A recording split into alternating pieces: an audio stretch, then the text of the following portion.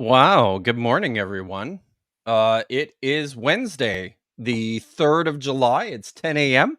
Pacific time out here on the West Coast. I am Kipp Davis. I'm a specialist. I'm a Hebrew Bible scholar and a specialist in the Dead Sea Scrolls and early Judaism. And I'm doing this special morning stream today, mostly just because I wanted to get everyone on schedule.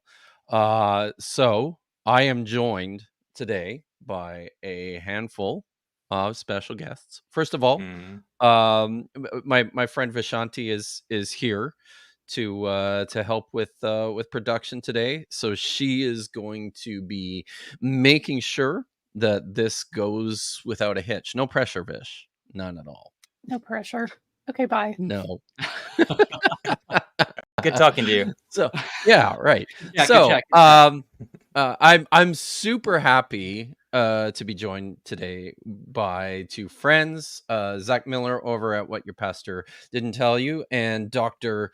Joel Korytko, who has a YouTube channel, but also is the only real working academic on the stage here. So Joel's got a real job, guys. Debatable. Nice. Yeah. Well, so hey, Zach, some of my audience are maybe not familiar with you. Maybe give me a rundown on who you are and what you're doing on YouTube. Awesome. Sure. All right. So I have the YouTube channel What Your Pastor Didn't Tell You. So I interview biblical scholars like Joel and Kipp here on topics related to the Bible and the ancient Near East. So that's perfect for today. And this discussion of things like what the original language of the Old Testament was written in, and other theological debates. And so I interview people on topics related to Christianity, but also other things. So I have lots of a wide range of audience there. So everybody, make sure to come check me out. Awesome, Joel. Yeah. Tell everyone who you are. Yeah, I'm Joel. I'm Dr. Joel Korytko. I am a assistant professor of biblical studies at Northwest Seminary and College.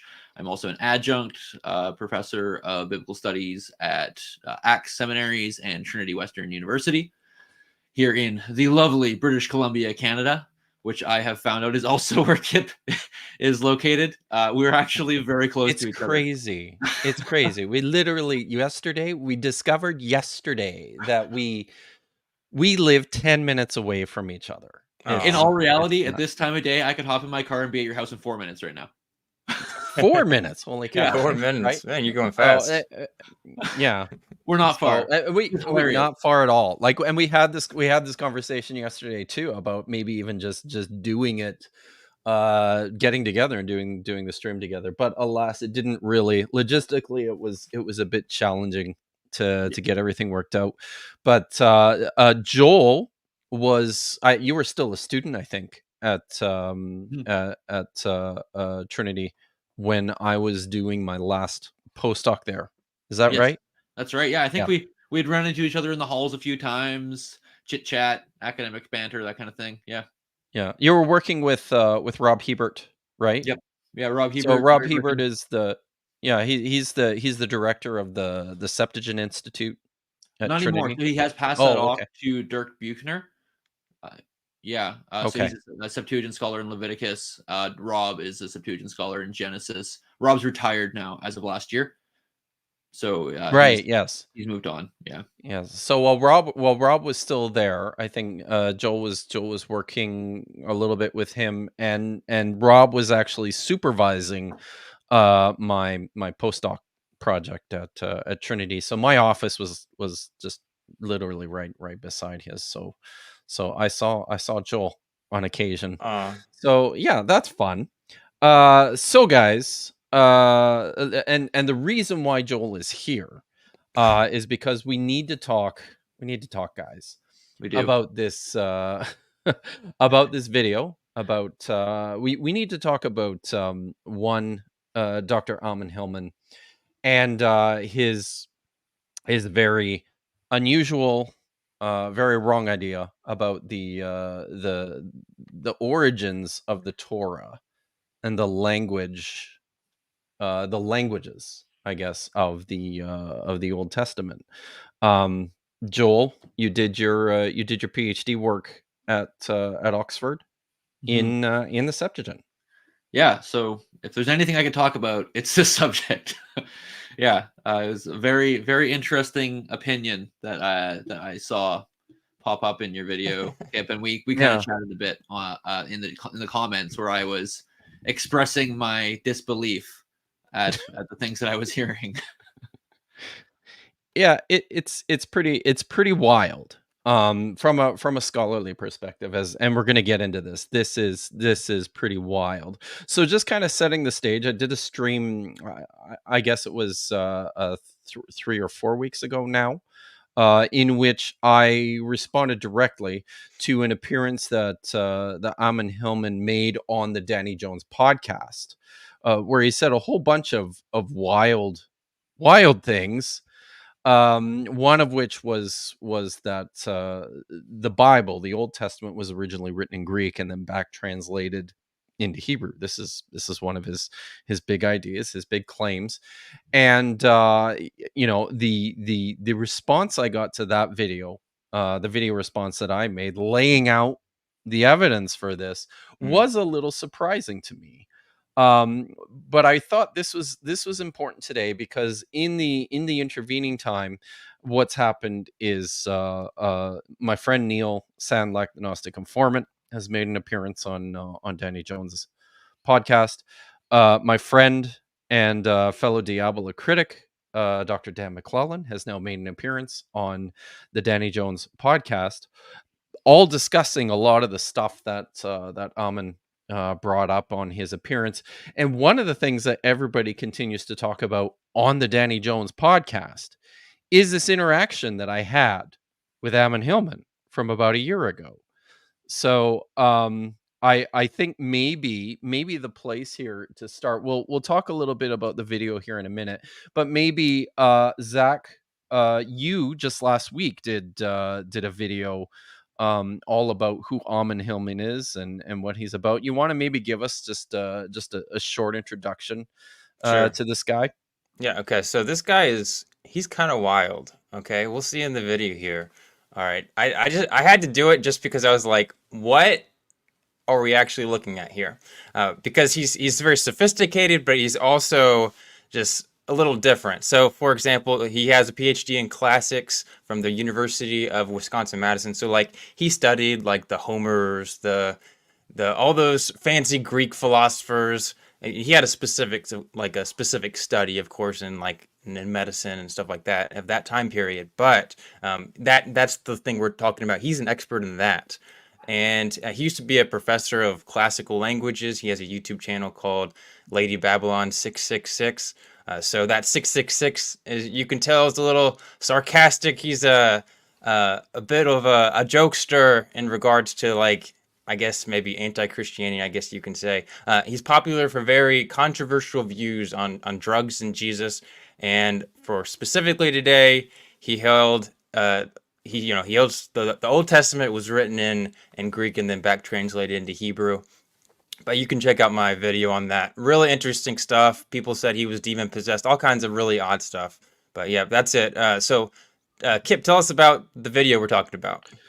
So about a year ago, I'd never heard of Ammon Hillman before, and about a year ago, my friend Neil Sandlak over at Gnostic Informant, he called me up, and I think it was like a late Saturday afternoon, and he was celebrating his 100,000 subscriber achievement and wanted to do this live stream. And so he pitched this to me. He says, "I know this guy. He's a legit scholar. He's this amazing classicist. He teaches Greek. He was Neil's Greek teacher, and he said to me, he says, I'd like to do like this live stream where we just we sit around and the two of you can kind of chat about the origins of the Old Testament, because he thinks it was written in Greek." And I, right away, I thought I had never heard this before, not in my life anywhere. I've spent my entire adult life, basically working in biblical studies, and this is an idea I had never heard before. So I was really puzzled in the outset and kind of intrigued. So I said, "Yeah, sure, I can. I can. I can be. I can participate in that. We can talk about this." So I went into this. I went into this conversation, into this live stream, with Ammon and Neil and my friend Derek Lambert from Myth Vision podcast was also there.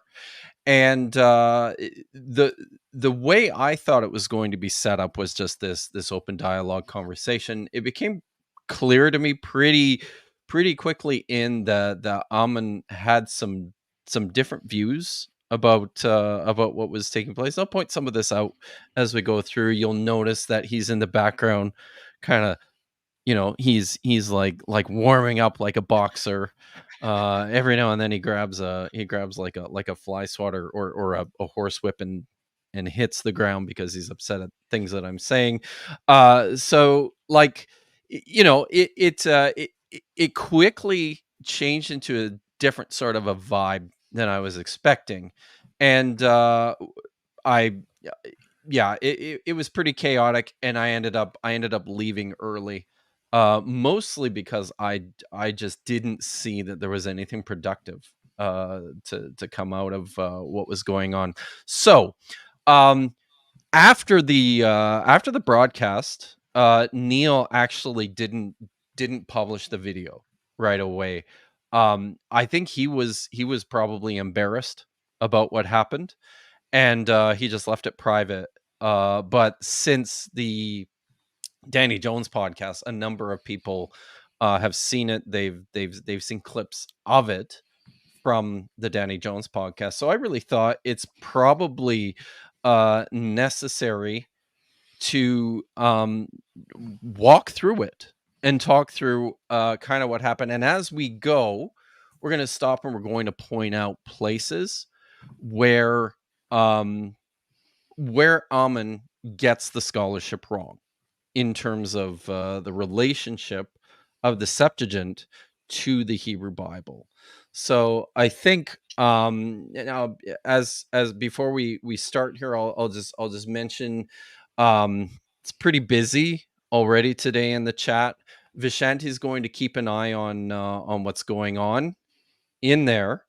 And if you have questions, feel free to fire those off. Of course, super chats will be prioritized, and we will, depending on how many, we'll probably pause here and there to take those and to answer those. But I think, without further ado, maybe Vishanti, you wanna pull up the video, and we'll start with this. And of course, Zach and Joel, if you have any You mean the video you didn't send me? You don't have That one. You told I'm pretty sure I sent that to you. We don't need to point fingers. Professional YouTuber here, guys. Kipp's a professional. I am. So just give me a second while I send Vish the link. So while you do that, yes, Dr. Josh popped in earlier and said I used to have some respect for, quote, doctors Joel and Kipp, but this stream has made me realize that my respect has been misplaced. Total frauds. Good afternoon, Josh. Good to see you. Clearly tongue-in-cheek. Y'all don't take that too seriously. I'm pretty sure I don't even know if he's a real person. I think this guy's an AI or something. I keep seeing him pop up everywhere. I think it's just Kent Hovind in cosplay. You know what? Cosplay Kent Hovind sounds about right. That sounds great. All right. That's Josh. That should be it, Vish. Do you see that one? Where exactly did you send it to me? Oh, in the private chat. Sorry, on everyone. StreamYard. Bam! Okay.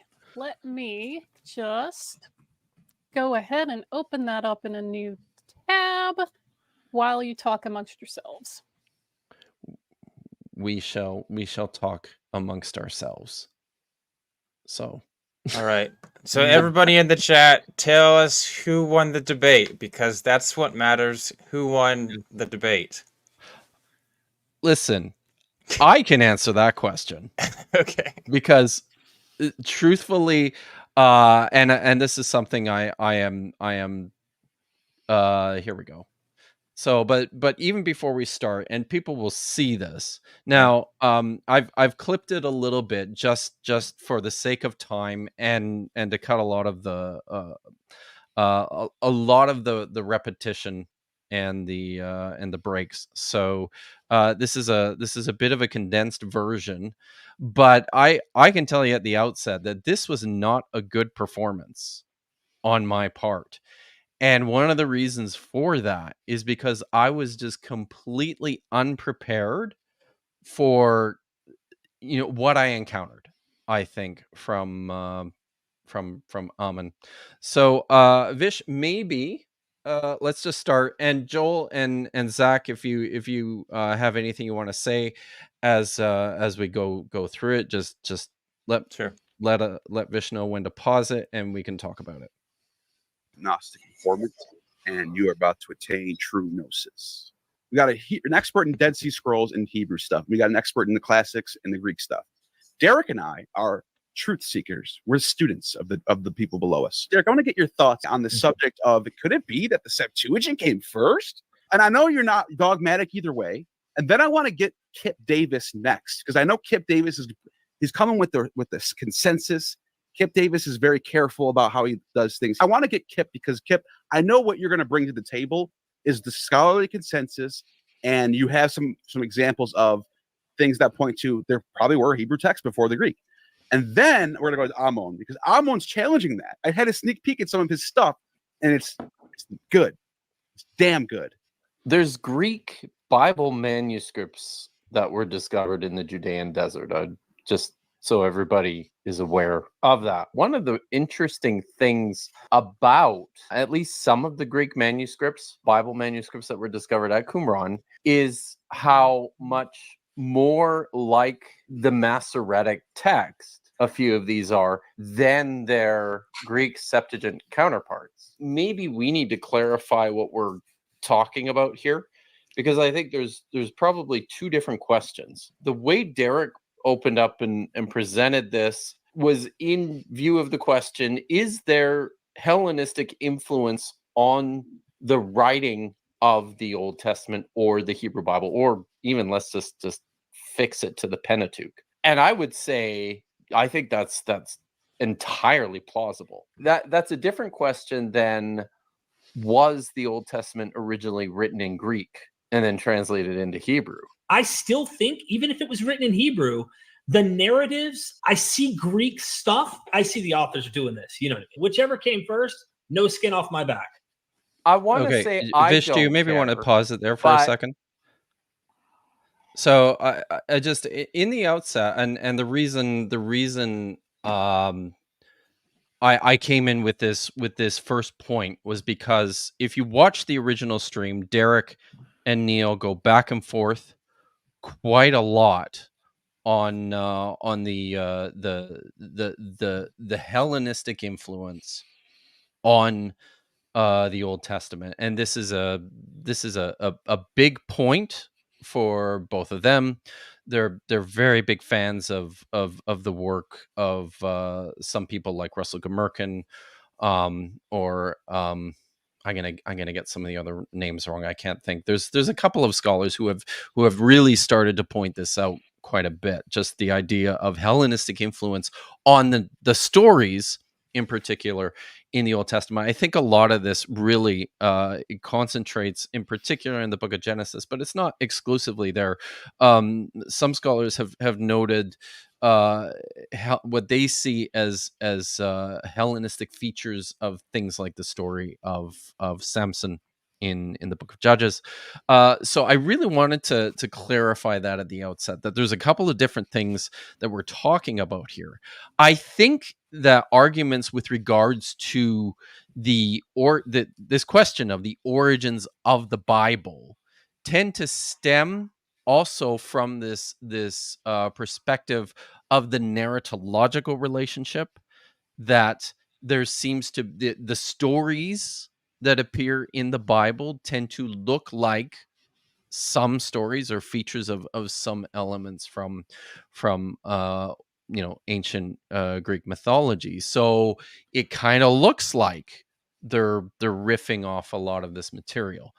I said there, and I still maintain this as well, I don't have a problem with the idea that at the time when this literature was being collected together, put together into what we call the Torah, which is something that started, I think, properly in the Persian period, Hellenistic period, working all the way up into the first century, up to the destruction of the temple in Jerusalem in 70. Like this was a process of putting these pieces of literature together, and in the course of that process, I personally don't have a problem with the idea that there was Hellenistic influence on the construction of the text as they were collected together. I don't know if Joel or Zach, you had anything further to add to that, or any thoughts on that? No, keep going. Yeah. Oh, I could just briefly say that, yeah, I wouldn't have a problem with, broadly speaking, Hellenistic influences on something like the Pentateuch and even other parts of the Hebrew Bible that are later. But again, like there are bigger questions, I think, at work here, like what kind of shared cultural narratives are being passed around in the Mediterranean, right? We see similar things like the hero slaying the snake myth, like these kinds of things are like all over the place. You see similar things to like Leviathan being slain in the Hebrew Bible to what you see in some Greek artwork as well. And like, this is all well documented. This is nothing new I'm saying here. And so like, but that all goes further back. We're talking like not just Hellenistic, we're talking Greek, we're talking going even further back into early Greek origins. And so my question is always, okay, yeah, but when is this happening? Yeah. What kind of shared cultural narratives are we talking about? That's a bigger question. Yeah, I mean, you mentioned Gmerkin. Yeah, I'm honestly not going to be able to say a ton about Gmerkin's work. I've only just kind of perused over the years, so I haven't done an in-depth analysis of that. But we could talk about that later on if we want to. Sure. I just wanted to get that out there, and the point I'm making at the start here is trying to clarify what the actual question is. The actual question, as I understood it, when I was asked to come on this stream, was not to discuss, narratological influences so much as to discuss what language the text of the Old Testament was written in originally, which is a different question. And something else I'll say at the start here too. I mentioned, and I probably should have spent a little bit more time talking about the manuscripts, because I think they have a very important contribution to this issue. The fact of the matter is that we have just tiny little scraps of manuscripts, Septuagint manuscripts, that date back into the first and the second centuries BCE.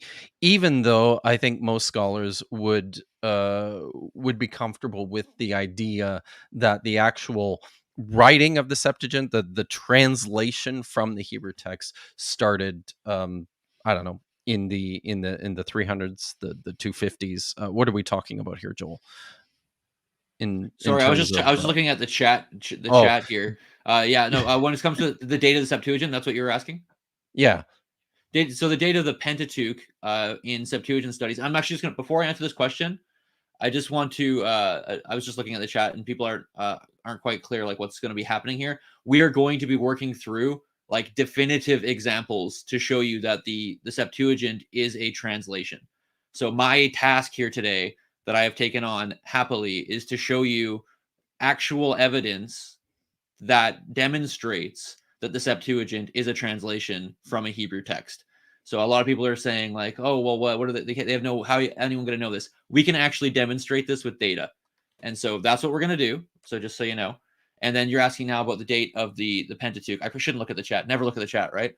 Don't look at the chat, dude. Just don't do it. Yeah. What a waste. And so typically it is relatively agreed upon in Septuagint studies that the Pentateuch, the Torah, was translated in the 3rd century, so the 200s BCE. We have various ways of coming to that conclusion. Not only early manuscript evidence, so Deuteronomy we find in papyri around like 180-ish BC, so we know it's happened before that. We have certain Greek Jewish authors writing and citing the Septuagint, which they appear to be also at the kind of the beginning of the 2nd century. And then we have the internal translation data as well, so we can see things within the text itself, both linguistically, lexicographically. We can see that certain words were used in the 3rd century, and then if you do a synthesis of the data, you can see that those words dropped out by the 2nd century BCE. And so we can tell through a host of different kind of data points that the Septuagint was in fact the Torah. That is, the first 5 books was translated in the 3rd century BCE. When in the 3rd century is actually contested, and even someone as great as the late Jim Aitken, one of the biggest Septuagint scholars of all time, who passed away tragically last year, he would say potentially the very beginning of the 2nd century, but that's a bit of an outlier opinion. But even Ammon, he agrees that this Greek text, the Septuagint that we have, is around this time period. The question is if there was something before that, or if this was just like the original text, original language. Yes, that's the question we're answering today, and that I've been employed to answer specifically. Is the Septuagint a translation, or and how do we know? Yeah. So, and I'm just going to finish up with the manuscripts here, and then we'll bring the video back. We have scraps of some Septuagint manuscripts that we can trace back to 1st, 2nd century BCE. Right. Interestingly, we have a tiny handful of a few fragments of Greek manuscripts in the Dead Sea Scrolls discovered at Qumran, but this is a drop in the bucket compared to the numerous copies of Hebrew manuscripts that we have that we can date back to the 1st and 2nd century BCE. There's maybe even 1 or 2 that we can trace all the way back to the 3rd. And beyond that, something else that I didn't mention was we have manuscripts written in Hebrew of various textual traditions of Hebrew Bible texts, and what this means is that there's already different forms of the Hebrew text circulating around in the region at this time. I won't take a lot more time to get into that. I think we need to spend some more time on what's happening in the video. So if you could bring it back up, Vish, and let's play a little bit more. I think deep down I probably do, just because my Greek is not nearly as good as my Hebrew.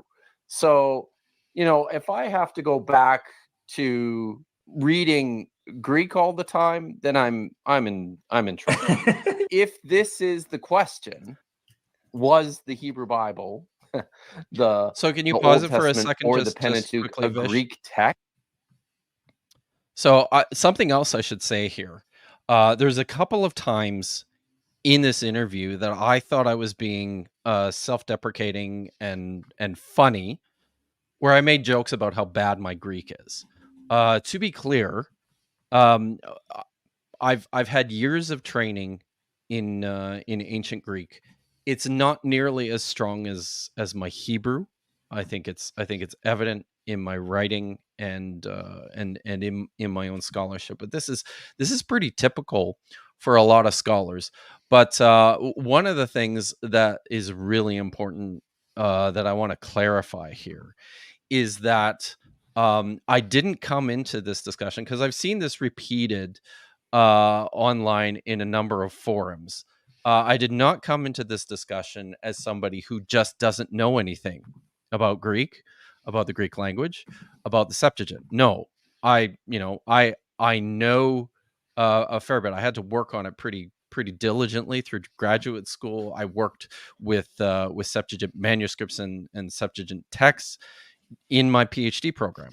So this is just, please, people, don't misunderstand what I'm saying when I say that my Greek is terrible and I'll be lost if I have to read Greek. This is just me being self-deprecating, and sadly, I'm not a funny guy. So when I try to make jokes, they usually land flat like this. So Yeah. there we go. Yeah, no, I mean, I picked it up when you were saying it. Like when you work in like academia, you want to be careful not to overexert your abilities because there are some people who are incredibly skilled. And so if I were to say, hey, my Hebrew's, it's okay. Like, I mean, I can read Hebrew just fine, but like, it's not probably the same level as Kipp's. Like, but you know, someone will take that and run with it. Like, okay, oh, he can't even read the letters. It's like, no, no, you're trying to properly assess yourself in light of the big field. Yeah. And I think people fail to have to get a clear understanding at the graduate level, at the PhD level, what this looks like. Like we have Joel.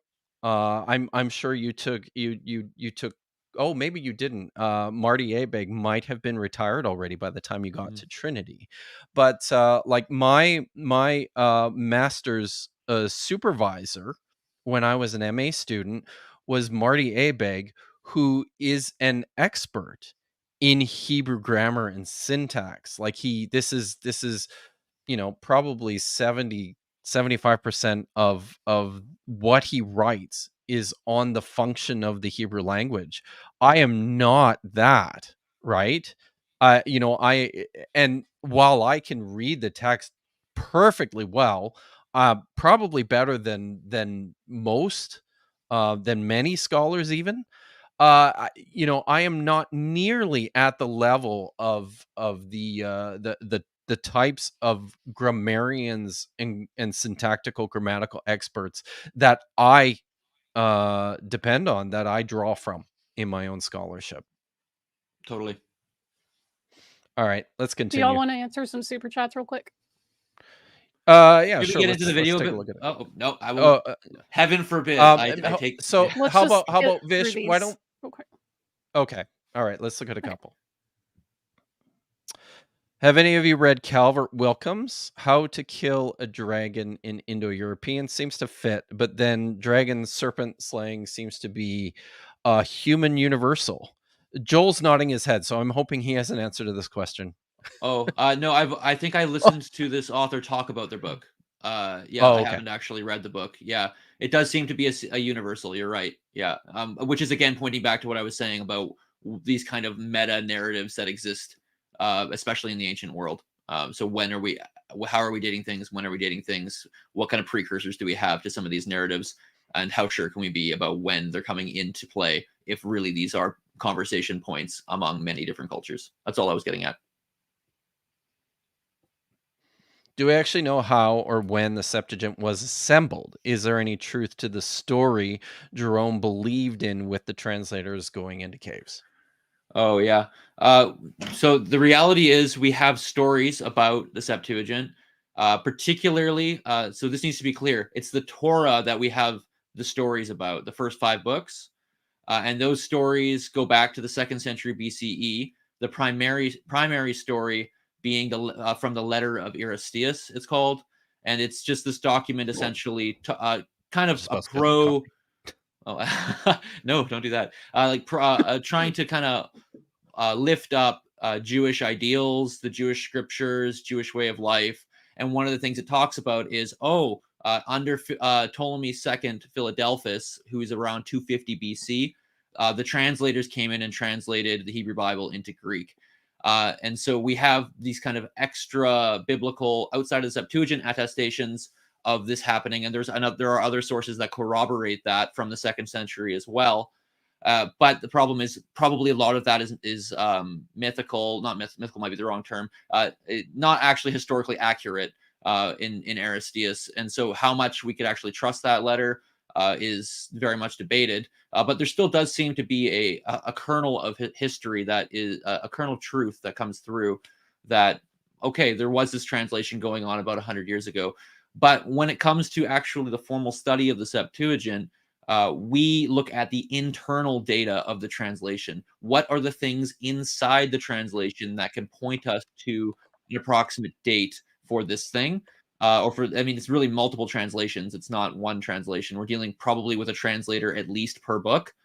We see things that point to the 3rd century. And so that tale of Aristeas then does kind of get corroborated, then perhaps there was something going on in the 3rd century, even with the rulers at the time, particularly Ptolemy Philadelphus. Yeah, but do we know that for sure? No. We're stuck with 3rd century. We're stuck with a Egyptian provenance. We think it's quite clear that the Septuagint was translated from Egypt, at least the Torah. Again, when I'm saying Septuagint, please hear Torah. That was one of the things that Ammon makes a mistake in, is he lumps the whole Septuagint into one thing, when really we're dealing with multiple translations over a long period of time. And so when I'm saying Septuagint here, I'm referring to Torah, 3rd century BCE. The rest of the books of the Hebrew Bible seem to have been translated kind of piecemeal over time, and some of them maybe not even being completed until the 1st century. But it's debated. Yeah. What about Jerome? Thanks, Joel. So Jerome apparently said that Septuagint was translated in a cave. Oh, caves. I mean, I think what they meant by that was, or I just kind of reinterpreted what they said. The idea of the 72 translators going to like their own spot and coming out with the same translation, which this myth that gets elaborated on and gets greater and greater as time goes on.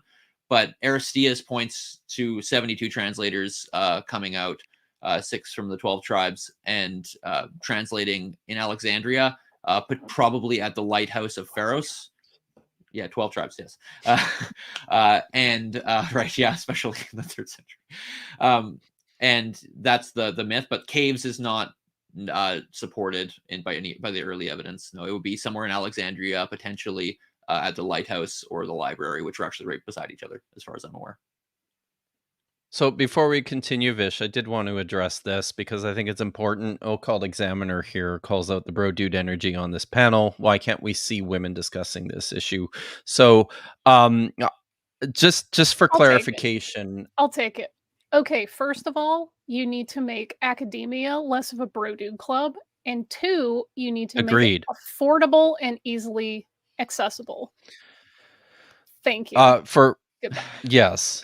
Thank you, Vish. I had extended an invitation to one of my female colleagues to come and join us today, and she was happy to do it up until close, just a couple of days before, and she just couldn't make it work. So we tried to get everybody's schedules to line up. I am sensitive to this issue because it is a real issue, guys. But this is because it is a real issue. It's also not so easily resolved as we would like it.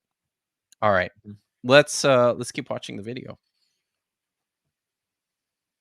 Next, I think that's very challenging. I look at this from the perspective of language, because there are aspects of the Greek text which strike me as very strange if it came first and the Hebrew translated it. Could you bring any examples of that? I would love to see it. I think relative to some of the names provide some issues. We're all familiar with the name of God, Yahweh, Yod He Vav He in the Hebrew. Oh yeah, Ammon likes this. There's an etymological discussion to be had here, but from my perspective, that's not even really what I'm getting at. The thing that puzzles me is if you're starting from a Greek text, how the word kurios ended up becoming Yahweh in its Hebrew counterparts, if the Hebrew is in fact translated from the Greek. So that's one, but there's a couple of other ones too. Something like the name Adam. When you look at the story of Adam and Eve, the second creation story in Genesis chapter 2 and 3, the male figure, the first human in that story, is Ha-Adam, literally the man. And it's an obvious direct play on the Hebrew word for earth or land, which is Adamah. And yet within the Greek text names the figure Adam, and then it translates the word for the land as Gase. What is it now? If this is a Hebrew translation of a Greek original, that strikes me as very odd. How would the Semitic speakers, writers arrive at this play on words from this Greek concept that's not reflected within the Greek, And it's these sorts of things that appear in all sorts of elements of the text. I'll bring up another one here. There's a famous story. Okay, let's pause it there for a Genesis second, 4 Bish, before I get into the the second Hebrew one. Bible. So, and maybe just bring up the first slide that I prepared, if you could. So, and while she's bringing that up, let me just sort of talk through a little bit about what I was getting at here, so everybody is aware. Names are an issue. If you're going to come at the text and construct this argument about it being a Greek text that was translated into Hebrew, names are a real problem. Many of the names are a real problem, not just by virtue of the fact that they're Hebrew names, meaning that they're derived from Hebrew words and then Hebrew theophorics, but then that these are transliterated into Greek, which then these aren't Greek words, right?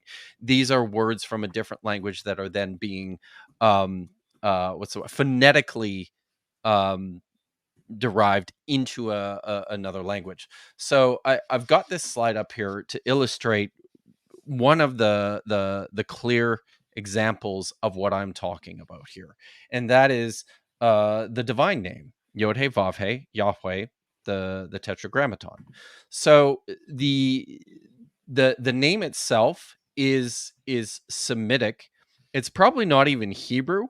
We're still grappling a little bit with how to understand where the name Yahweh came from. It came out of the south, out of the Sinai area or Edom. I won't really get into that too much, but I want to just clarify and help to make clear what I was talking about here. So what you have on the screen is my translation of Exodus chapter 3 verses 13 to 15, which is a story about the origin of the name Yahweh. And the person who's writing this story in Hebrew is also grappling with this question of where the name Yahweh came from.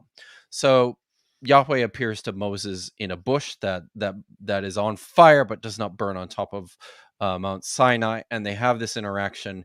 And at one point, Moses asks God, "Who am I to say has sent me to deliver the sons of Israel out of slavery in Egypt?" And so here he says this. I'll just read it here. Moses said to God, "Say, I have come to the sons of Israel, and I say to them, God of your fathers has sent me to you, and they ask me, what is his name? What am I to say to them?" And here's God's response to Moses in Hebrew. Ehyeh asher ehyeh, I am being whom I will be. He continued, "So you shall say to the sons of Israel, Ehyeh has sent me to you." And I've got the Hebrew text there on the right. This is what Yahweh says. Ehyeh asher ehyeh, ehyeh shalachni elechem, which is this: I am being whom I will be. I am, or Ehyeh, has sent me to you. And then he continues and says, thus you shall speak to the sons of Israel, Yahweh is the God of your fathers, the God of Abraham, the God of Isaac, and the God of Jacob. He has sent me to you. This is my name for all time. This is my invocation from one generation to the next. So what I really want to point out here, what I want to stress, is the phonetic relationship between these terms. Ehyeh asher ehyeh. First he says, Ehyeh has sent me to you. And then he clarifies that Yahweh Elohim, Yahweh Elohei Abotechem. Yahweh is the God of your fathers. And I think you should be able to hear this, right? You can hear the relationship, the phonetic relationship between this word, Ehyeh, which is just a Hebrew verb meaning I am, or I am present, or something to that effect, and the name Yahweh. however it was pronounced, the writer of this text is making this play on words. What does the Greek translator do with this? He says, ego eimi hoon. That is, I am the one whom, or the one who is. Is that an acceptable translation, Joel? Mm-hmm. Yep. Okay. I'm the one who is. And he says, the one who is has sent me to you, hoon. Now, then when it comes to actually introducing the name of God, the Septuagint translator says, Kyrios ho theos ton pateron humon. The Lord God, the Lord is the God of your fathers. I hope everyone sees what's going on here, and the reason why this is so critical. You can hear the phonetic relationship between the verb, the Hebrew verb ehya, and the name Yahweh. That's intentional. It doesn't translate into Greek. And if this was a text that was originally written in Greek, it's difficult to construe how I guess very cleverly, a Hebrew translator could have decided upon this this very clever wordplay. But the much simpler explanation is that the Hebrew writer of this text was already grappling with understanding what the name Yahweh is and what it means, and tied it to this expression in the first place. And then the Greek translator of this text came along and did the best that he could with it while trying to achieve some sort of literalness of what's happening in the story. But of course, the play on gets lost in translation. Does everyone see that? I don't know if you have anything to add to that, Joel or Zach. No, I think you're right. Absolutely. Yeah, it's clearly another way to put it is it makes a lot more sense if it seems more likely that the translator is going from Hebrew to Greek rather than Greek to Hebrew. It doesn't make sense for the Greek writer to go from this to what we see in the Hebrew. Yeah, exactly. So maybe put the video up, Vish, and we'll go into my next point, and then we'll stop it again, and I will explain a little bit further about what's going on there. The name Adam. When you look at the story of Adam and Eve, the second, it translates the word for the land as Gase. Is it? What is it now? If this is a Hebrew translation of a Greek original, that strikes me as very odd. How would the Semitic speakers, writers arrive at this play on words from this Greek concept that's not reflected within the Greek? And it's these sorts of things that appear in all sorts of elements of the text. I'll bring up another one here. So just pause it there, Vish. No, I don't have a slide for this one, so I'll just talk through it really quickly here. I'm making the same point between the relationship of the name Adam, which is a Hebrew word that also just means the man or mankind. Interestingly, in the story in Genesis chapter 3 of Adam and Eve, Adam is consistently identified in the Hebrew as Ha-Adam, which is the word Adam, meaning man or mankind, with the definite article, the, specifying that this is the man whom we're talking about. In fact, in my own translation of this story in my forthcoming book, I consistently just call him Ha-Adam, because it's this weird, it's sort of this weird transitory thing between identifying the man as the representative of humankind and, using this as a proper name. It's not entirely well established within that story. So the point that I'm making here, sorry, I didn't mean to do that. The point that I'm making here with this, just a sec, I gotta pull up my notes quickly. The point that I'm making here with this is that within the Greek text as well, there's and this is something we'll get to a little bit more clearly when Ammon starts to make his case, but I'll just say this quickly. There's some problematic features within how the Greek translation narrates this story from Genesis 2 and 3, sorry, where Ha-Adam, the man, is so identified because he was formed out of Adamah, the earth or the ground or the land. Like these are, as I'm going to go on and mention a little bit later, these are Hebrew words. These are words that we know not just from the Bible, but also from inscriptions that appear within the Levant, within Iron Age Levant, that we can trace all the way back to 6th, 7th century BCE. So maybe just pull the video up and continue. And I think we'll do another round of super chats after I go over my next point and we get into story in Genesis 4 about Cain and Abel. There's another one, right?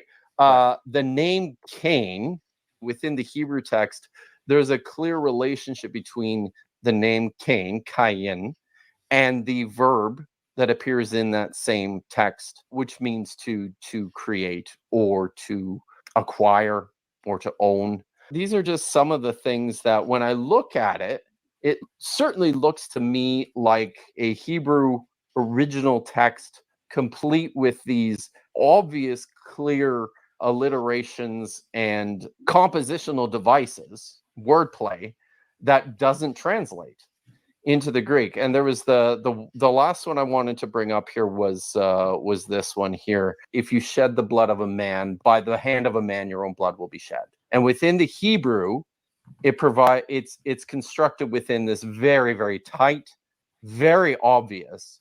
It's like a poetical unit. I don't know, Amma. What do you think about that? The Hebrew Okay. All right, let's stop it here. Okay. Okay. And if you can bring up my second presentation slide, Vish, I made a mistake in the original video. I couldn't find this text that I was talking about for the life of me. It's actually Genesis chapter 9, verse 6, and this is what I would identify as a true chiasm.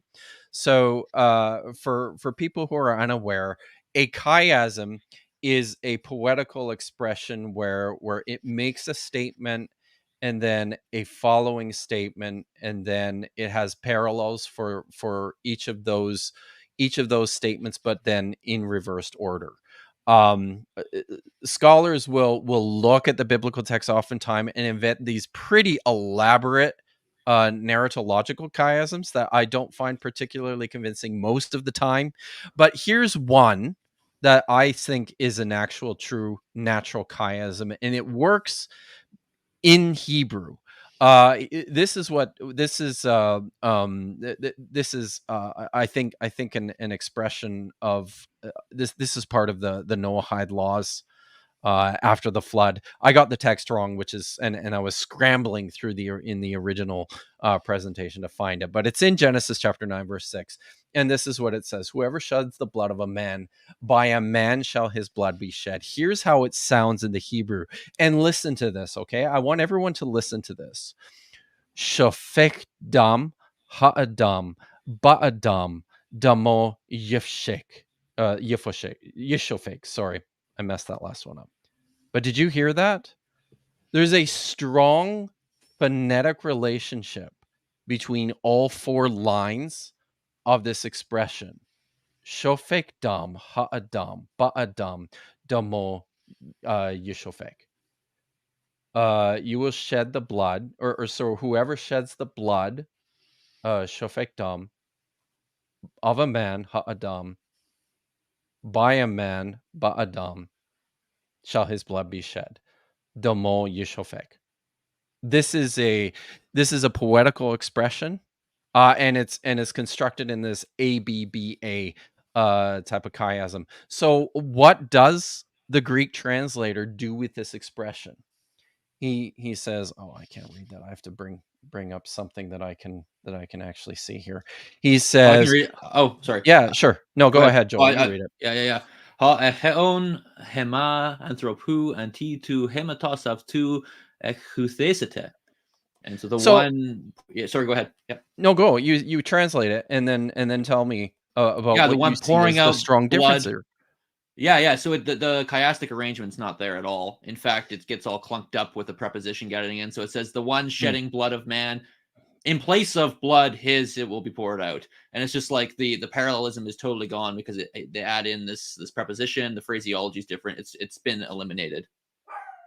Yeah, and the phonetic relationship between all the words here is gone as well. Like this is the sort of thing where when someone who knows both languages looks at these texts in parallel, it's very easy to see which was the original and which was the translation. Because what happens is you're missing some of the artistry that was intended and built into the text as soon as you translate it into another language. This is actually quite common.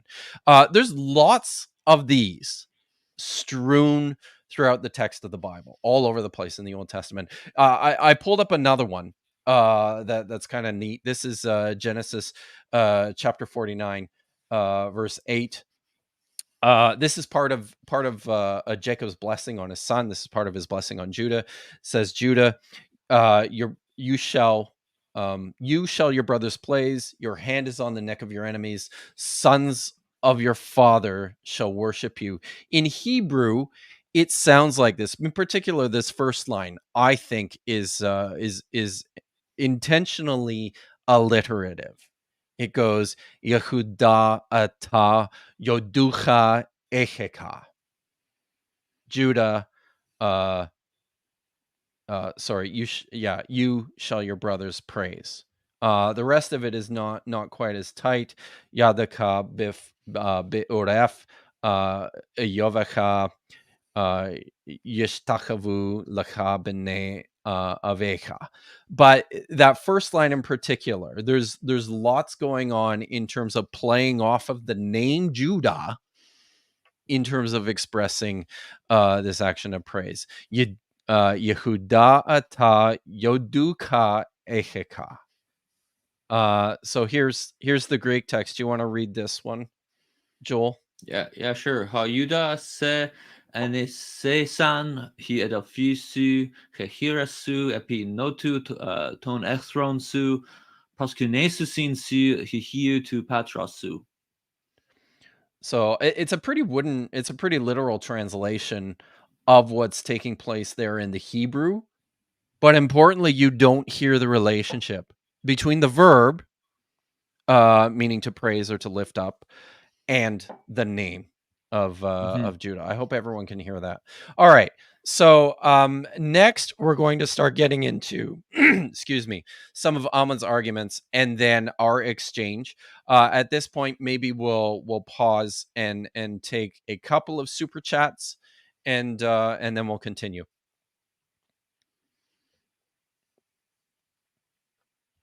Oh, do we have any? I guess I could pull. Okay, there we go. Mr. Warlight for $5. Thank you for the super chat. Which books came first, Halakha or Torah? Was the Halakha conceptualized first and then attributed to Moses, or was the Torah the first law book? Now, as I understand this question, I hope I get this right. I think the question is asking if it was laws that came first and then were constructed or built into something like the Torah, or whether they were constructed as part of the narrative of the Torah. I don't know. Do you? I have a totally different reading of the question, so okay. I don't Maybe actually yours know. is better. Well, no, halakha. I'm thinking, are they thinking rabbinic stuff, like that's lived out law, and like ways communities are practicing, and then that was embodied into a law? Yes, I honestly don't know what the question is asking. Yeah. Okay. Well, I think yours actually makes better sense if the actual lived out experience was first, or if it was the laws that came first and the lived out So, experience yeah, are followed. they saying then that they embodied a certain way of living, which was then made into what we Codified. see in the Torah, codified Yeah. into this narrative law thing? Or was it this law that was given and then they embodied that law that was given? Yeah, I think Yeah, that's I the way think I read the okay. question. Yeah, I think that may be right, and perhaps Mr. Warlight, you can clarify, but I would say it's probably it probably depends a little bit, and is a bit case by case in terms of which legal material we're talking about here. It's not a simple one was first and then the other followed. Lots of times these things end up developing in tandem over the course of society, social development. Yeah, I think just at a basic, just if I can answer it in 10 seconds, uh, we see different legal traditions in the Torah, in the Pentateuch, and Yes. these traditions are actually engaging with each other in certain ways. And so you'll see Deuteronomy rehashing Exodus.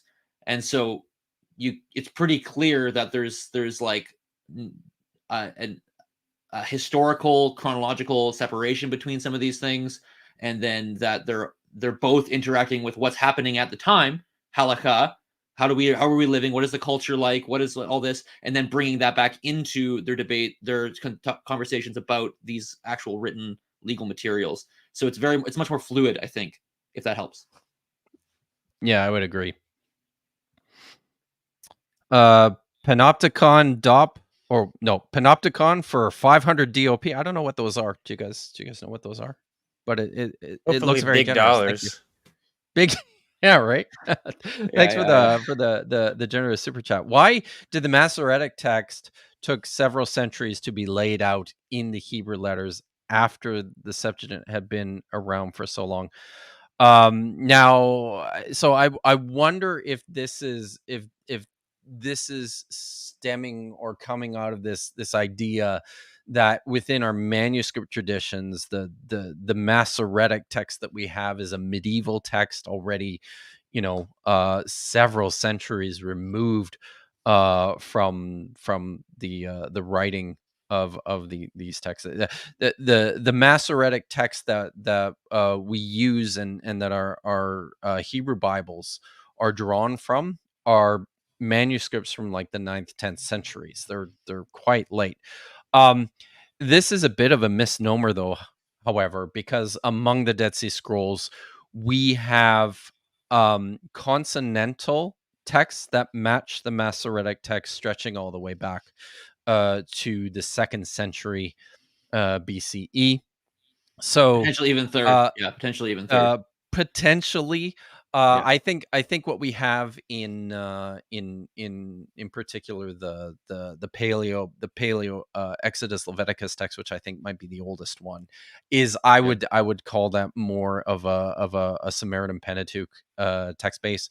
It's not I don't think it's close enough to the Masoretic text to really be classified as such, but it is like we have I guess prototypical versions of the text that became the Masoretic text, written in Hebrew characters and Aramaic characters, stretching back into 2nd century BCE. And it's it's clear to everyone that with the number of copies of these that we have stretching back to the 2nd century BCE, that I mean they've already got these texts in at least the 3rd century. I'm being really conservative here.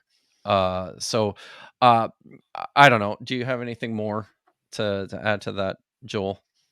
No, I think you said what I would say. Yeah. Okay. Just to be clear, technically, I don't know if you answered the question. So the Masoretic text, it was put down, to my understanding, because they wanted to have a more firm, understanding of how it was specifically said, because the Hebrew consonants weren't, I guess, clear enough. So they wanted to be more clear about it. But that's a very separate question compared to why it took so long for them to do that. I would guess that was more of a cultural thing. We clearly have other Hebrew texts before that, right? Oh, is this about the vowels? The codification of the vowels in the Hebrew text? Because that's not what they said. But the question though is, for this, it seems to me, is why is the Masoretic text, why is that so late?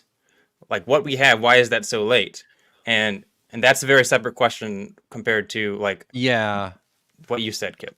So maybe I'll just say one more thing, and I think we'll need to move on. We do need to probably keep a decent pace. I do have about an hour and a half left. Yeah. Agreed. Okay. So we do the Masoretic text is a combination of the consonantal text with the vowel points underneath. We have examples of the consonantal text that date very early. The vowel pointing and the vocalics were added much, much later. And the reason for this was because there was a growing concern as Jewish communities started to spread out across the Roman Empire, that they started to really lose the vernacular, the Hebrew vernacular that was still ongoing into into the time of Jesus. There were still people speaking Hebrew in Palestine at the time of Jesus, but because this was starting to get lost, they invented this system for attempting to preserve the pronunciation. That's why that's there, but it's not like this whole text just came out of the medieval period, right? Hank Fishy, thank you for the $20. Weren't multiple texts used in composing what we call the Hebrew Bible, the documentary hypothesis? It makes Ammon's position rather untenable. Wouldn't that imply the substrate was in Greek? That doesn't seem to track. Yeah, so there's another important question here that we never even really get into when it comes to Ammon's work on this, and that's the source critical issues. So scholars for centuries have been working painstakingly through the Torah as well as through other texts of the Hebrew Bible, and showing that there are multiple different literary layers that come from different sources in Hebrew. And all of this just completely, Ammon's idea just completely falls apart in view of the source theories, which, even though we don't have any manuscript evidence for, tend to be quite well established in terms of just the idea. I think almost virtually all scholars tend to be agreed that the Torah was not written down out of whole cloth as this collection of 5 books. Even the individual 5 books were not written down out of whole cloth, but were drawing from much older source material and redacted and edited into their existing shape. I mean, I could approach this maybe from a little bit of a different angle. Like, so I agree with what you said. Yeah. And like, I mean, the Torah itself, just for everybody who's wondering, it says in the book of Numbers, thus it is written in the book of the wars of Yahweh.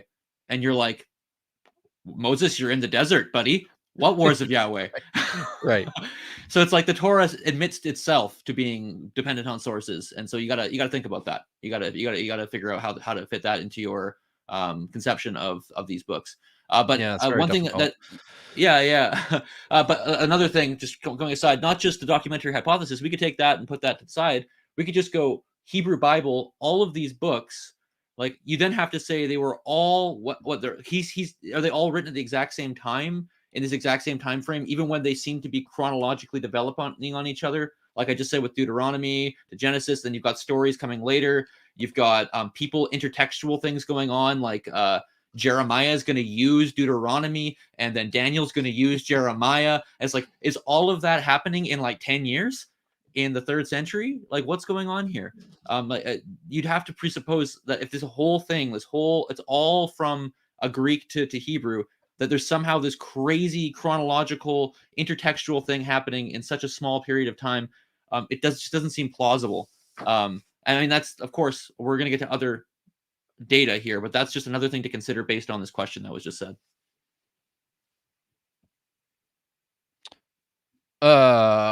Artemis Sinin for $5 says, hope you didn't edit out all the times you told someone else to be quiet or to stop speaking when it wasn't your turn, Kipp. So I actually did, because I didn't think this was I mean, we had to cut things down and put it into an established space. So there were a couple of places where I specifically told I was getting frustrated in the conversation. I'll point those out with interjections from Neil in particular, and from Derek. These are both friends of mine, were, and we will talk to each other this way.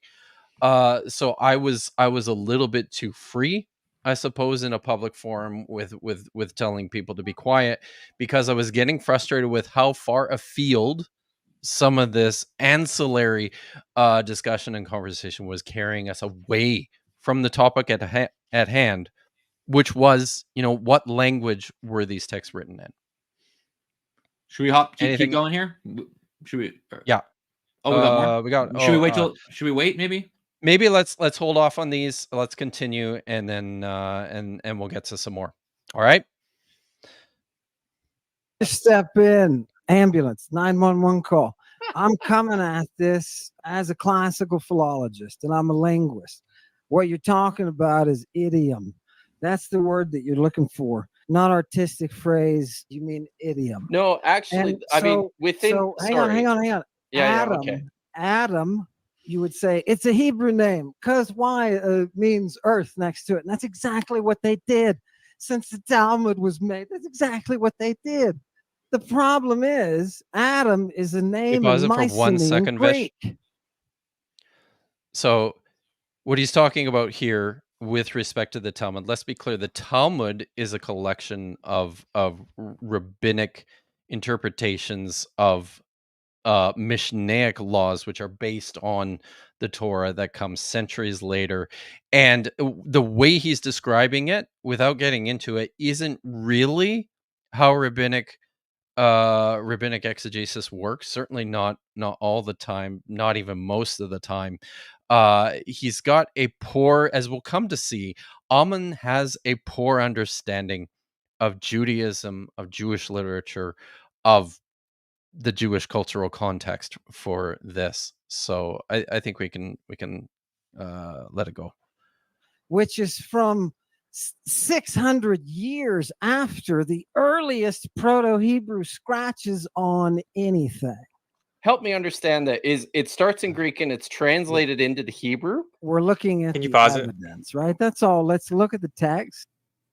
Yeah, so he says this is an idiom. What Kipp is describing is idiom. So I don't know if he just didn't understand what you were saying specifically, Kipp, or maybe he doesn't understand what an idiom is, but that was no close, not even close. Kipp, you were talking about words that rhyme or special ways where the writer could be using different combinations of words to make fun little puns and stuff like that. But that's very different than an idiom. And then the other thing was Adam, Mycenaean name, 600 years after earliest Proto-Hebrew. So you said something maybe not exactly right, but I'm just lost at how that would have anything to do with dating the Hebrew text. So now one of the things he said 600 years after the earliest Hebrew. I think he meant 600 years before. I've heard him talk about this before, that the Greek word, the Greek name Adamos, is attested in Linear B, and I've heard him date this all the way back to the 18th century BCE, maybe that. But again, this is his point here, is that we can now look at this because this word Adamos appears in Mycenaean Greek, and we see Adam in the biblical text. I think his point is that we draw from this earliest text first. Yeah, I don't know. Yeah, I don't know. It's kind of an etymological And let's fallacy. figure out, are these Greek? As a linguist, you have to have a broad depth of knowledge. So we're talking about the Septuagint. If you haven't read Homer, Kipp, have you read Homer? I haven't.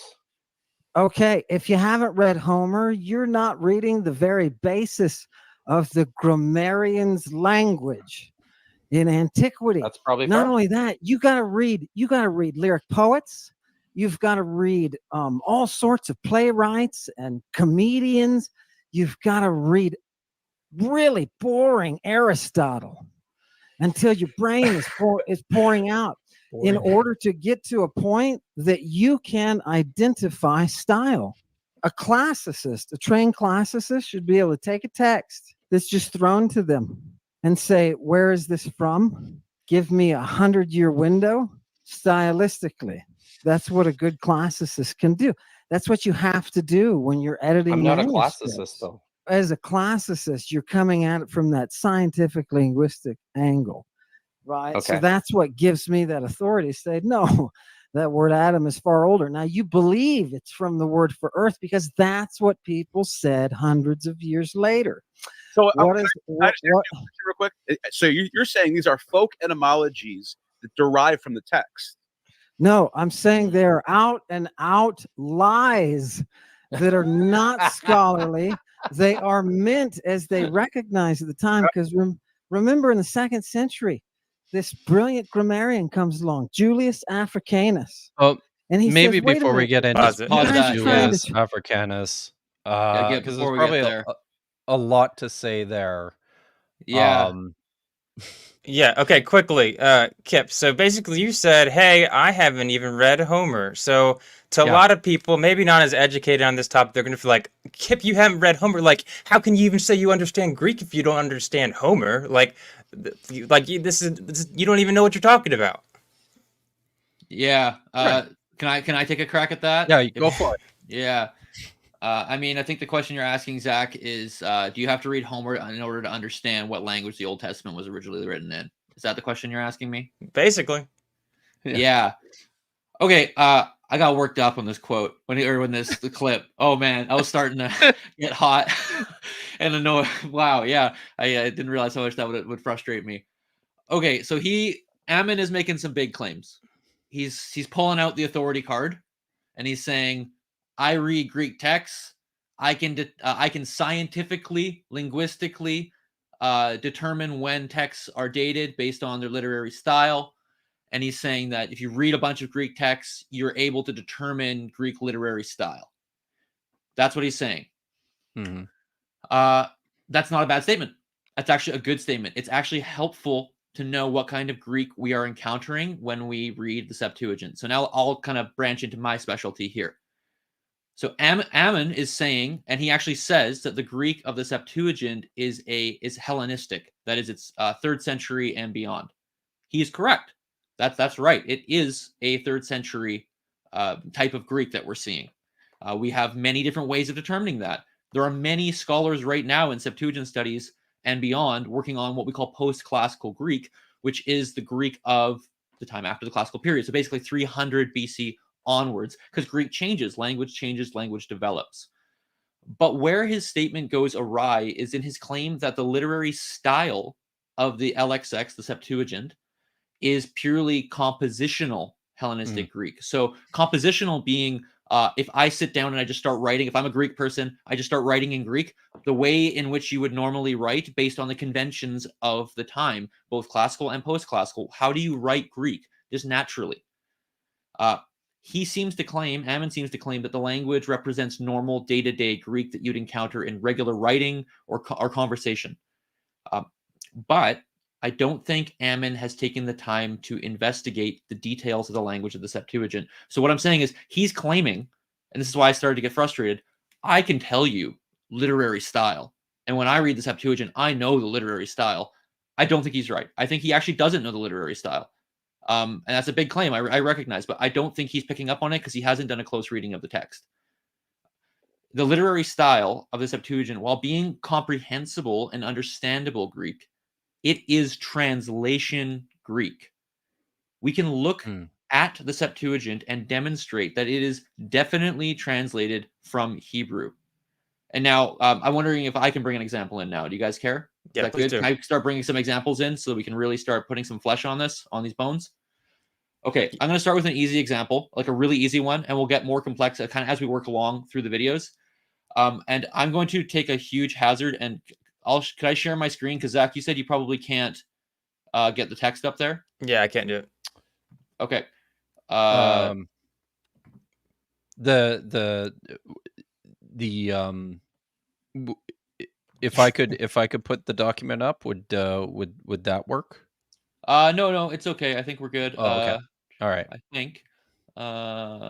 Do, do, do, do, do, do, do, Oh, it's not letting me share the Professional the YouTubers. Word document. Oh yeah, I'm not a professional YouTuber. I can't share the Word document. So, share the screen. just share my screen. Yeah. Yep. Okay. Entire screen, is that right? Yes. Yep. Okay. Y'all can see me now? There we go. Can you see this? Can you see that? Everybody can see Maybe that? zoom in a little bit, I think. There you go. Yeah, that's good. Oh, yeah. Okay. Yeah. All right, great. I not professional here in that I didn't create a PowerPoint. I thought that we'd be able to put the text up as we go. Awkward. But I'm going to give you an example here and just show you an easy one where it makes where you can see this is translated from Hebrew. So Genesis 13:14, and Adonai said to Abraham after Lot had separated from him, "Now lift up your eyes and look to the place where you are, to the north, to the south, to the east, and to the west." The west there is Vayama, that is toward the sea. That's how you say west when you're writing in Hebrew. In Greek, it says, "And God said to Abraham after Lot departed from him, lift up your eyes, look from the place which you are now towards the north, to the south, to the east, not to the west." It says thalasan, to the sea. Now you might be saying, it's like, well, what's going on? What's going on there? Because thalassa, this word sea in Greek, Ammon knows this. Okay, Ammon knows this.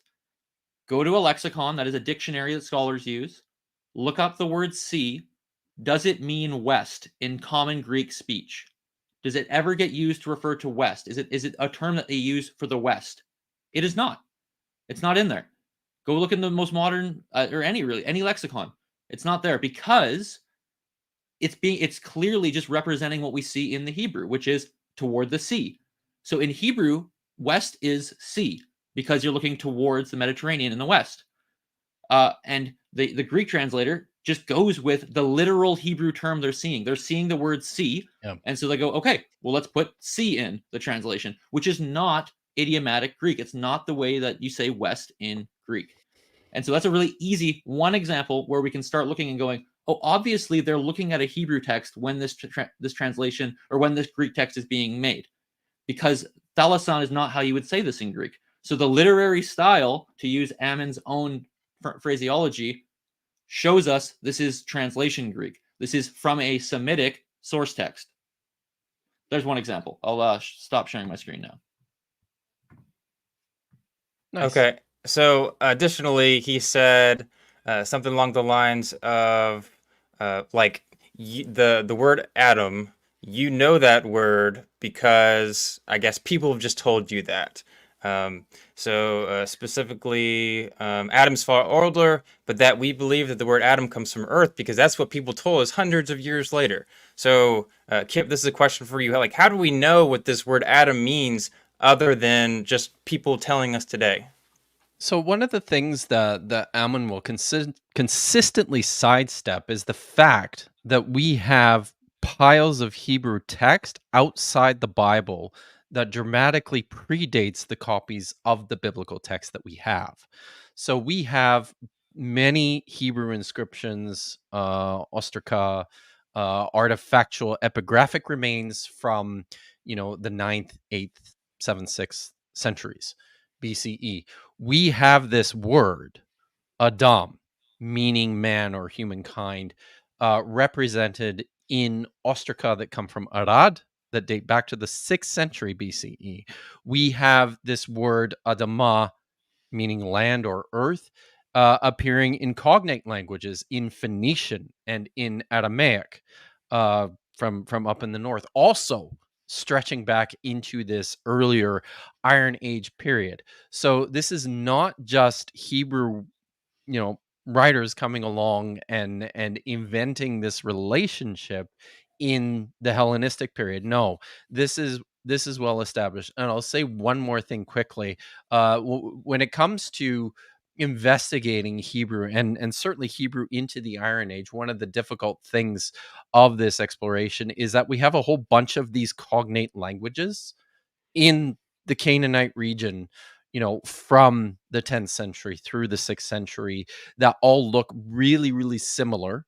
And we classify them all generally as Canaanite, and Hebrew is a Canaanite language, but they're so close to one another for the most part that these are basically just regional dialects of something like the same language. Like we have Moabite texts, we have Amorite texts, like I mentioned, we have Ammonite texts, we have Philistine texts. Like all of this is forms of Hebrew, right? Which are basically attesting to the antiquity of this language. All right, maybe we'll continue with the video for a little bit. Actually, not that long, just a couple of seconds. Okay. It's not Hebrew. And Origin, I think it was at the time, says there's nothing we can do. He says you may be right. There's nothing we can do. Right? Oh, okay. Okay. Well, it's not me saying that this Septuagint is not Hebrew. That's what they were saying a long, long time ago, based upon the science of the language. So that's what my presentation is about. When you are translating, you never translate Pause. with increased technique.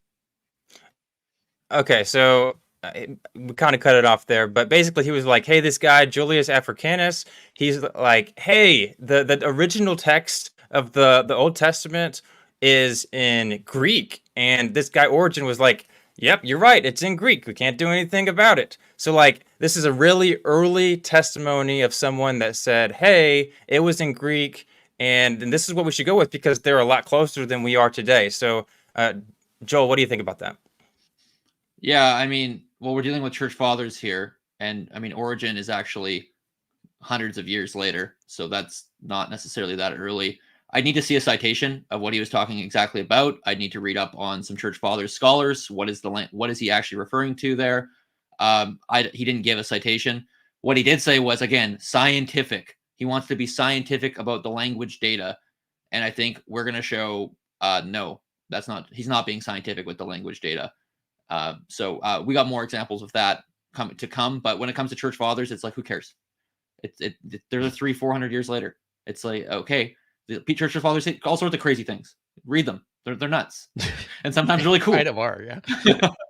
Yeah, nuts in a good way. All humans are nuts. We're all just totally weird creatures. But yeah, besides that.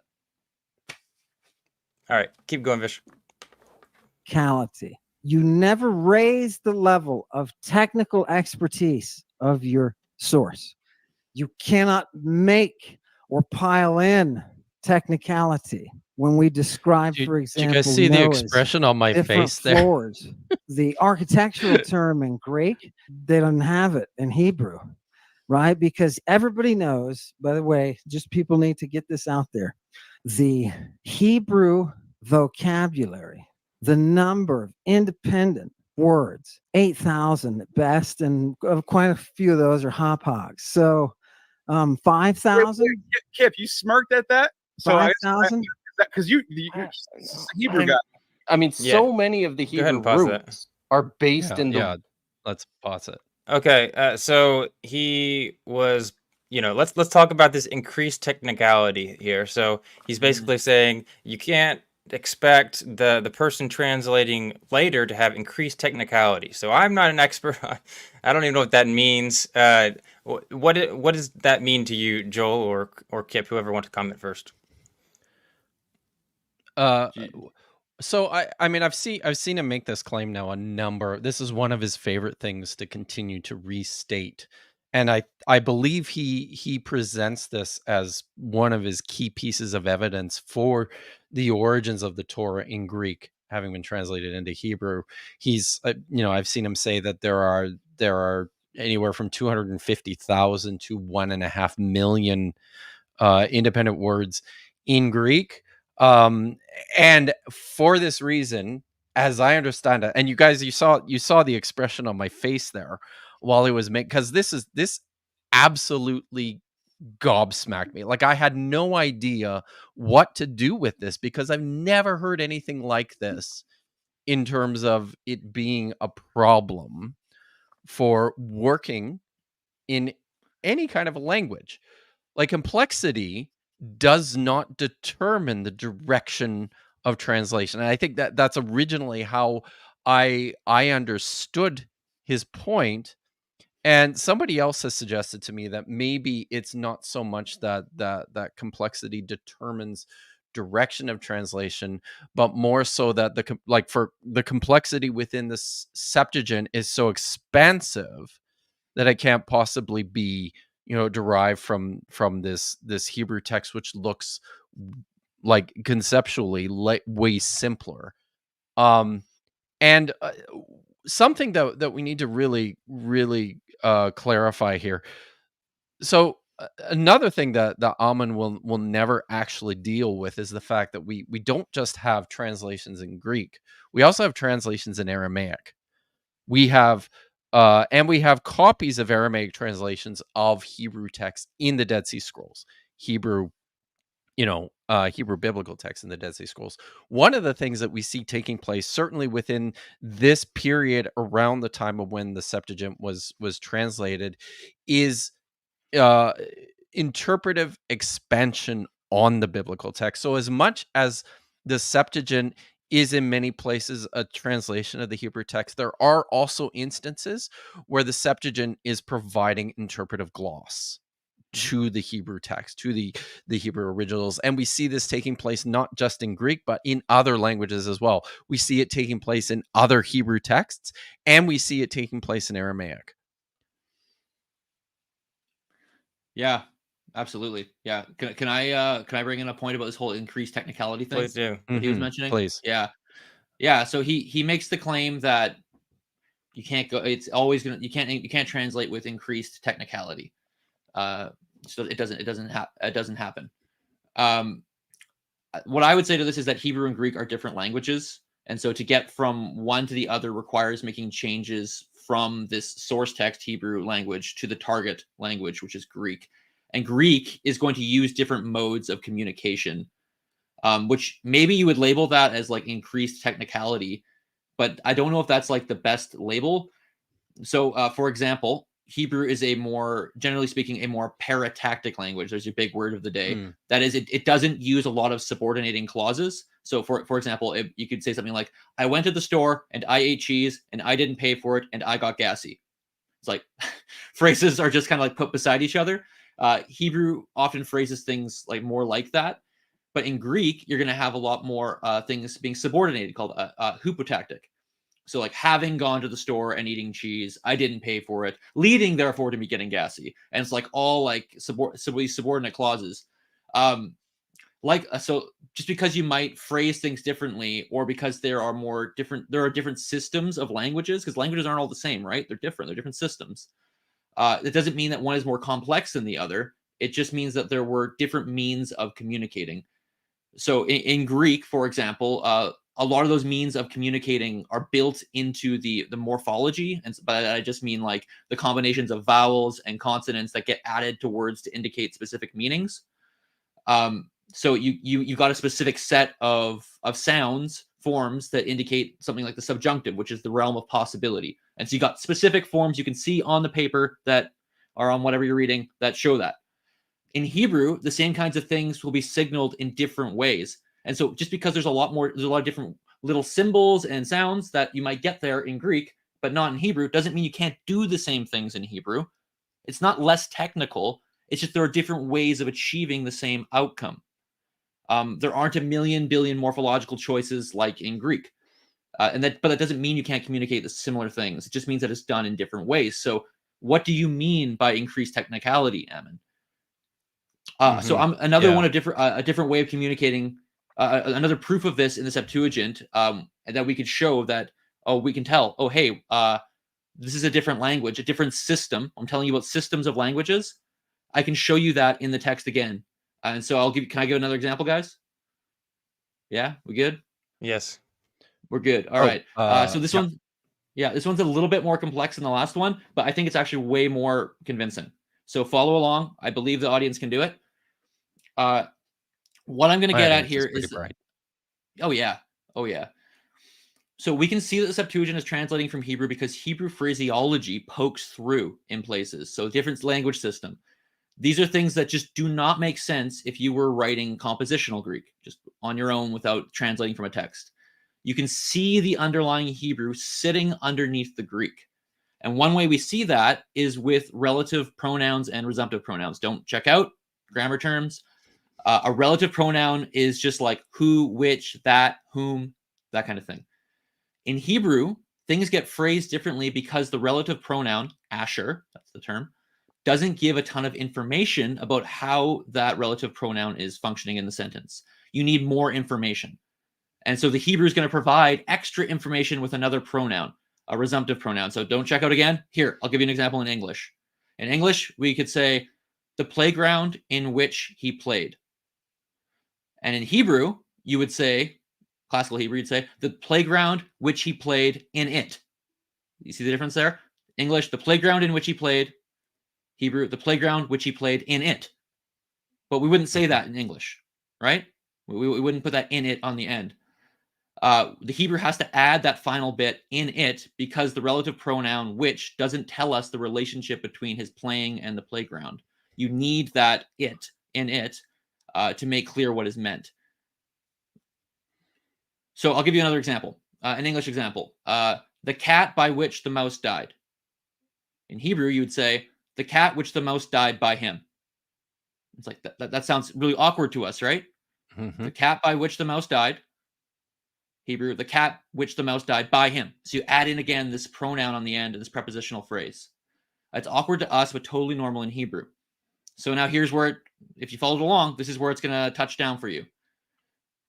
Now, when we go to Greek, it's a lot like English in that it doesn't need that extra tagged on phrase on the end. That's unnecessary in Greek as it is in English. But we see it in the Septuagint. We see that extra bit on the end in the Septuagint. And so I'm going to give you, again, I'm going to be a novice YouTuber. I'm going to share my screen.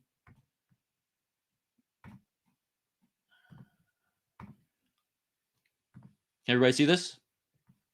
There it is. Yeah. So Genesis 19:29. Again, I think this is almost definitive. This is definitive evidence. This is a translation. Genesis 19:29. So you've got the Hebrew, Ha'arim, Asher, Yashav, Bahem, Lot, the cities which Lot dwelled in. So I've given you like the colloquial English translation. Literally, the Hebrew would say the cities which he dwelled in them, Lot. But because we're translating to English, we get rid of that in them. But it says in them in the Hebrew. In the Greek, you've got Taspolis and Hes, Katoiki, and Avtes, Lot. The cities in which Lot dwelled in them. You see what happened? The cities in which Lot dwelled in them. Why does it say that in them? It says that because it's clearly just representing the Hebrew source text underneath. You do not need that in them in Greek. You could just say the cities in which Lot dwelled. Period. Just like you could in English.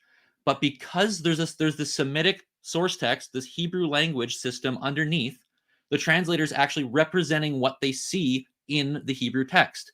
Yeah. This is not how you would say things in Greek. You do not need that in them on the end. And this actually crops up in the Septuagint over and over and over again. Another example I brought you, this is just a few from Numbers 13:32. And it says, and they presented the report of the land that they explored to the Israelites, saying, the land that we went through. And so I added in the it there and the in it, because in the Hebrew it has that, again, that extra pronoun, it. The land that they explored, it. The land that we went through, in it. And so when you get to Greek, you see it again. And so the translation, obviously the translator's doing some things here, but let's just focus on the pronouns. And he brought a terror to the land, which they visited it, towards the sons of Israel, saying, the land which we passed over, it. And again, that you don't need to say that in Greek. That you don't do that, because you could just say the land which they visited, the land which we passed over. Why does it have this extra pronoun, these pronominal phrases? Because it's clearly translating a Semitic source text. We see the Hebrew language popping through in ways that are not the way you'd speak Greek. So coming back to Ammon's claim about literary style, this is the literary style of the Septuagint. It is clearly translation Greek. You can see the Hebrew poking through. Yes. So if you're reading Homer, if you're reading the 4th century orators, you won't see this stuff. This is not the way that you write things in Greek, in compositional Greek. And the fact that it crops up over and over and over again in the Septuagint is showing us there's a Semitic source text, a Hebrew text underneath that the translator is translating from. Okay. I think we're good sense? to give you one. Yep. It does. That's good. So before we continue, I think I'm just going to say, because Joel has like 50 minutes, I'm going to save, I can stick around for however long, and I'm happy to answer all the questions and all the super chats, but I really want to be respectful of Joel's time. So I think the best thing to do is just focus on the video for now, and I will get to the questions and the super chats later. And my apologies for that, everyone. So if that's all right, I think we'll just bring the video up again, and we'll continue with some more. Is it possible to do the video on like 1.5? They're all there. Which come from Yeah, that maybe we could, eh? Semitic side. Yeah. All that whole area. It's not Indo-European. You've only got 8,000, Kipp. There are 250,000 plus. Right. On the ancient Greek side. The level of technical expertise in Greek is so high, and the Romans would agree with Latin with the same thing, that the Hebrew could never achieve the sophistication.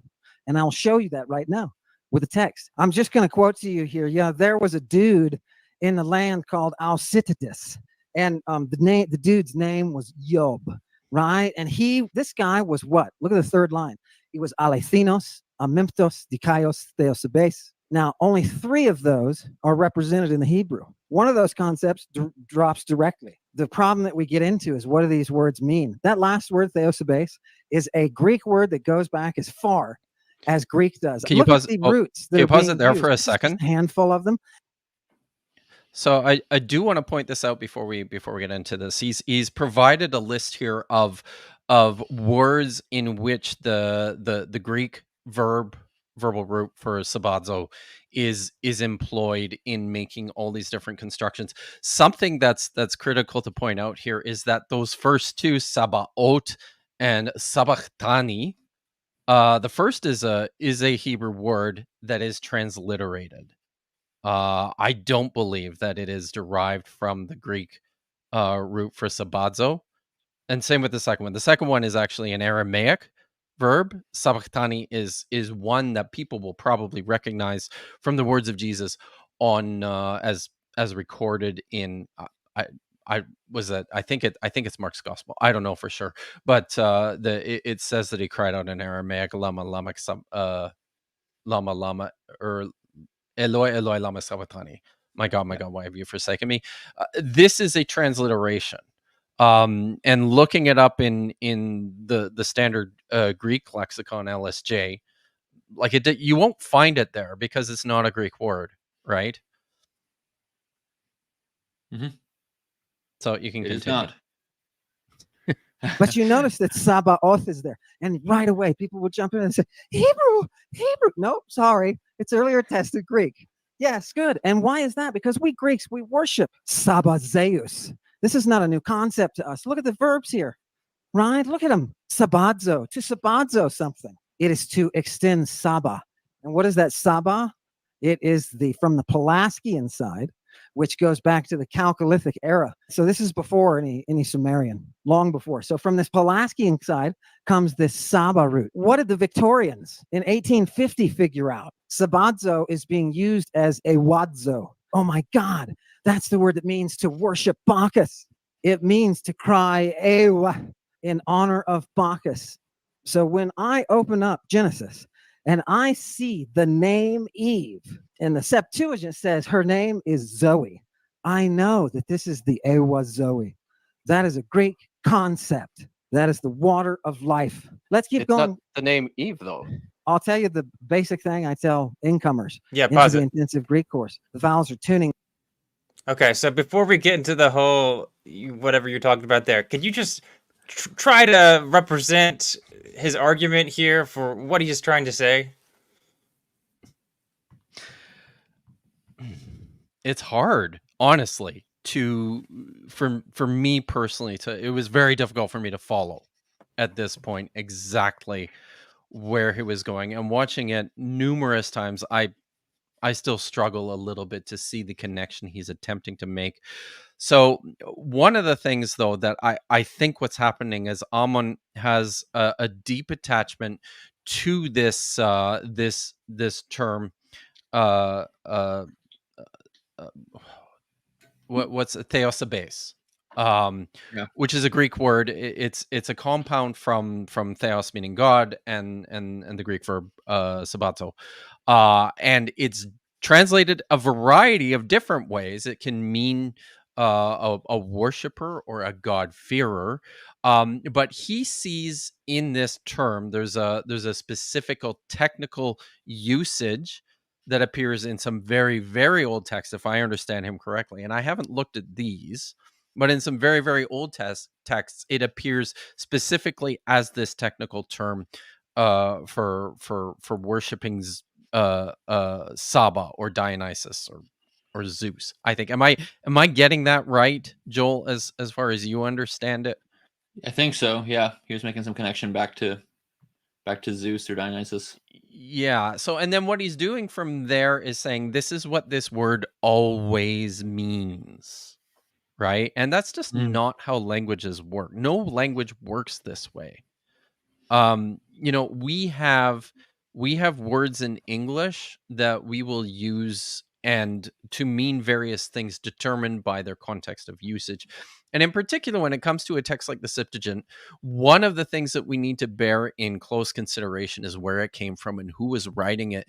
These were Hellenistic Jews. So they're drawing from not just, excuse me, their own Greek literary skills, but they're also drawing from this deep Jewish or proto-Jewish culture in terms of attempting to express. So they're attempting to express some of these older ideas into this Greek language, and they'll use words which might mean something in these extremely archaic medical texts or religious texts to mean offering praise or worship to Zeus, just to mean God-fearer. Like that's all that's happening in the Septuagint translation of I mean, Hebrew, just of Job. Yeah, if you even go to like the most kind of standard lexicon now, like the Diggle's Cambridge Greek Lexicon is the newest, just a few years ago. The term, if you go with theosabes, just look it up. It just says of persons or cities revering the gods, devout, God-fearing, pious, reverential. It's just a word, a very generic word. It doesn't have some crazy ancient connotation. It is words have meaning in context and in the social settings in which they're prevalent. And so in the 3rd century, this doesn't mean anything about Dionysus outside of a context where Dionysus or Zeus is mentioned. It just means a God-fearer. And so he's doing some really kind of gymnastics, etymological gymnastics to get back to this meaning something about Zeus or Dionysus. Yeah, and of course the word could have meant that at one point, but it can be used differently later. We see that all the time. Like if you just think of just like English words like dear John or look, a deer, like same exact word used completely differently. Well, I mean, those are different probably roots, but yeah, it does happen in English, in any language. Yeah, words change their meaning. Like if I say, hey, John got canceled yesterday. In our culture, it's like, what canceled means a certain thing. 50 years ago, they would think, was he on a TV show or something? 20 years ago, right? I know. Like it's not even that old. Like, and I think this. So another important point to raise here too, and just to reinforce this, like there were multiple translators of the Greek text that we know as the Septuagint that were collected together in the Septuagint that we have, and they were not all as skilled as one another. Some of them were quite good. Some of them were less good. But I think we must be open to the possibility that the Greek translators of the Septuagint were not all native Greek speakers. And were probably, Hebrew speakers or Aramaic speakers who were translating these texts. So there's no guarantee either that they're going to get all the Greek words right when they're using them.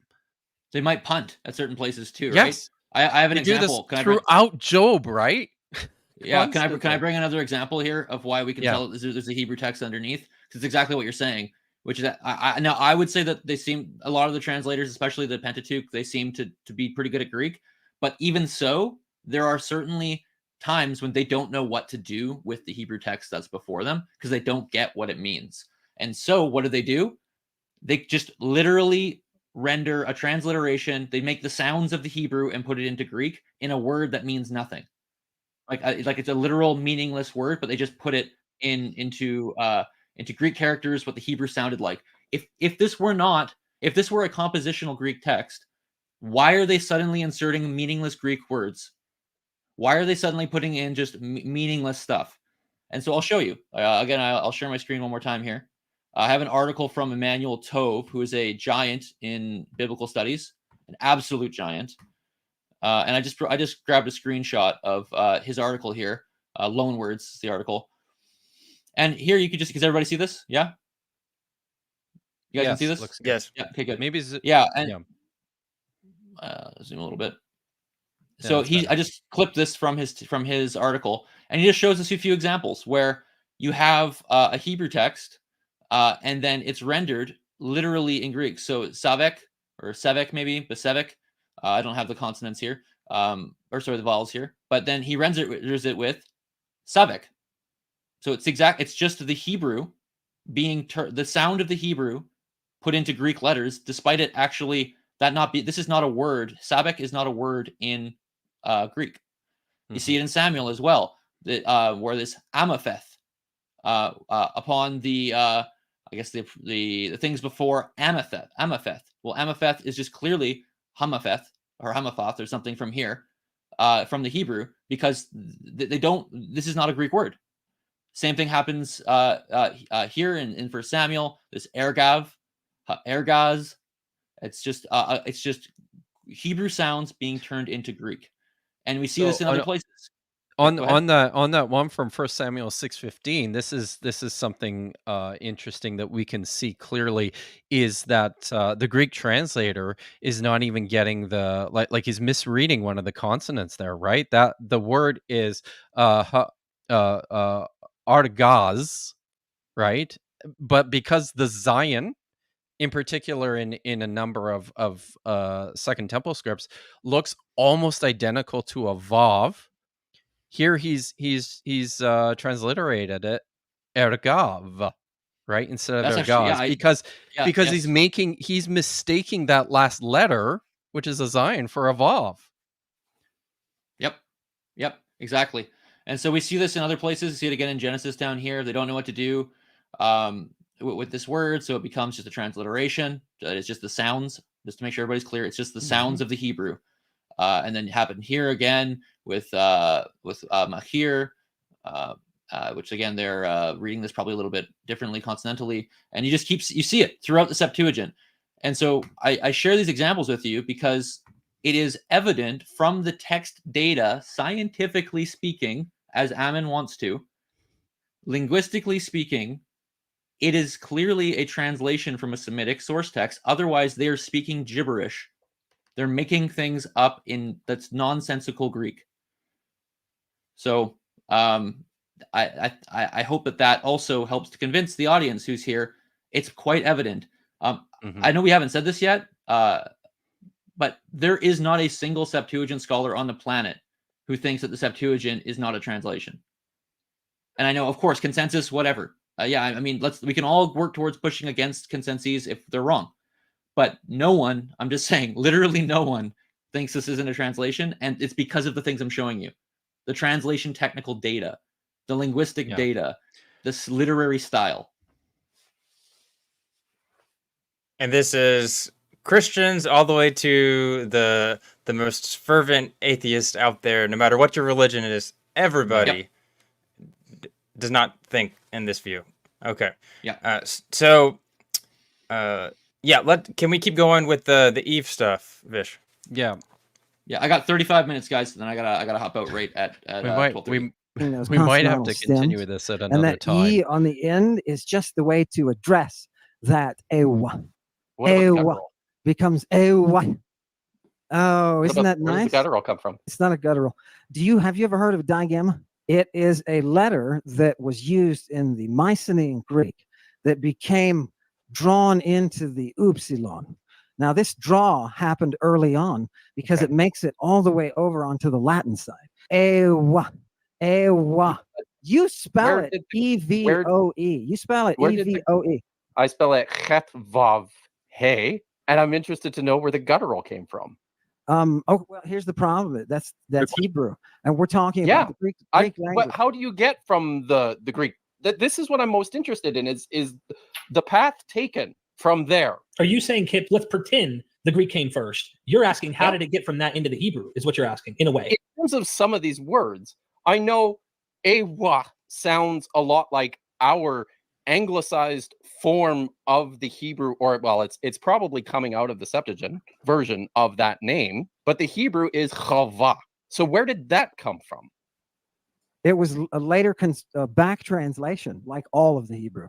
That's why you find the Dead Sea Scrolls with Greek, because they were translating into a dead liturgical language. When you go to the synagogues, you see Greek. Why don't you see any Hebrew? You see Greek. Well, in the pause synagogue. it here for a second. Let's talk about.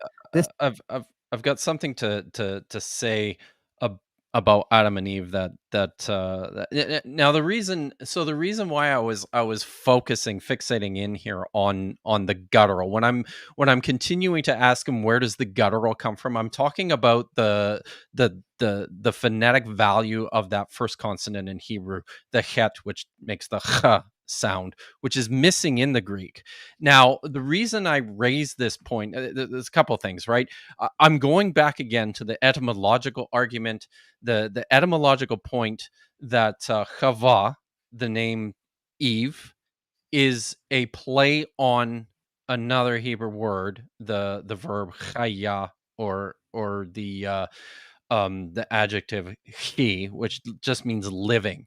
And in the text of Genesis chapter 3, right at the end, it tells us that Adam renamed the woman and called her Chava because she was the mother of all chai, of all life. Again, there's this play on words here, and we can see some of the difficulty that the Greek translator here, and he's a good translator, but he's encountering this issue with wordplay as it translates into Greek, right? Because in Genesis, and this is something that Ammon mentioned at the end of Genesis chapter 3, he says that that Adam called her name Zoe, because she was the mother of all life, mother of all Zeus, I think it is, right?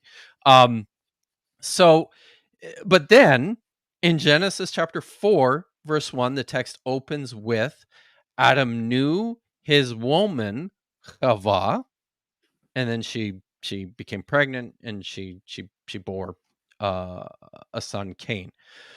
The translator now approaches this text and says that the man, the Adam, knew his woman. He doesn't say Zoe, he says Ewa, because he's recognized the literary connection before, but now he's also recognized that she has a name, Ewa, Eve, and that's what he does with it. And I asked about the guttural in part because of that, because there's weird stuff going on in that story in Genesis, but then additionally, there is not a consistent relationship between this Hebrew consonant chet and whatever is taking place within the Greek. Sometimes it's transliterated with an aspirant. I'm talking about proper names here. Sometimes it's transliterated with the Greek consonant he, which makes that same sound. And it's a small indicator, but in the moment, this was one to me where I was utterly confused about how we're making this connection, right, between the something like the Greek name Ewa and the Hebrew Chava. I can make that connection by seeing what the Greek translator is doing. It's way harder to make that connection working in the reverse. That's all. Totally. Yep. Absolutely. This guy Job has. And I want you to see that this is that Actually, Saba, that pause it one more Saba time. of Zeus or Thel. Sorry. Yeah. So we kind of skipped it a little bit, but he he said something along the lines of this Hebrew hava, or I can't even read what I'm writing here, but comes from back translation. That's why you find the Dead Sea Scrolls with Greek, because they were translating into a dead liturgical language. Because when you go to the synagogue, you see Greek, and why don't you see Hebrew? So could you explain what he's talking about there, and what kind of argument he's trying to make in your thoughts there? So yeah, he's suggesting that because we have archaeological digs throughout Palestine, which have unearthed remains of what have been interpreted as synagogues, and similarly also in Egypt, I think, and a few other places. I'm not exactly sure all of where we have ancient synagogues, but we have a few. Importantly, these are the idea of a synagogue as early as the 1st century BCE is not really clearly fleshed out. So structures that archaeologists have unearthed and said this is a synagogue, they may be, but not necessarily. The other thing that we need to point out here too is at this time, there were certainly synagogues in and around Palestine. They were much more popular in the diaspora, and that's because these emerged as places of worship and community as a result of being displaced from the temple in Jerusalem. Right? This is how Judaism kind of emerged as an internationalized diaspora culture and religion, which also explains why we don't see the same sort of thing necessarily taking place in the land of Israel, within the land itself. And that's, I think what we do see there are a handful of these structures, these synagogues that were erected by thoroughly Hellenized Jewish communities, but there's clearly not a whole lot of them in the land at in the second, 1st century BCE, 1st century CE. And those ones that we do see, because they're like these Greek, these Hellenized houses of worship, you do see some preservation of Greek inscriptions. I have to go back and check, because I don't think you actually see a lot of these, certainly not dating this far back. But the other thing that's missing here is lots of the Second Temple Jewish inscriptional evidence that we have in Hebrew. We have tons of Hebrew inscriptions on ostraca, on pillars, on what's the word I'm looking for? The bone boxes. Ossuaries. Ossuaries, tomb inscriptions. Like one of the things that I don't, that I would have challenged Ammon at this point if I was thinking through this, or had some time to think through this, is why are we just restricting this to synagogues? There's tons of other epigraphic evidence for the usage of Hebrew. Mm-hmm. Yep. Okay, I think I'm wondering. Hey, I'm wondering, for the sake of time. Yeah. I'm happy to discuss some of the other things. Could I give a couple cases here? Just kind of some of the two of the other things that I had planned. Just so that people, when they leave the stream, I'm not saying that we should end it now or anything like that, but because I have to leave at 12:30, if I can give two more cases just to really put it in people's minds that this is an absolutely false claim from Ammon, I think that might be helpful, and we can continue the dialogue and the video subsequently, but it might be helpful for us to do that. Okay, Can I do that? Yep. Okay. Yeah. So again, Ammon's making a lot of interesting etymological claims, but he wants to be scientific. So let's be scientific about the language. So again, I pose to you, those listening, what do we actually see in the linguistic data of the translation? And so I want to bring you 2 more points that I think show, again, this is not a compositional Greek piece. It's not written in Greek. It is translation Greek, is what it is. And they're really good examples, I think, that just demonstrate this. So I'll give you one here. I will share my screen once again.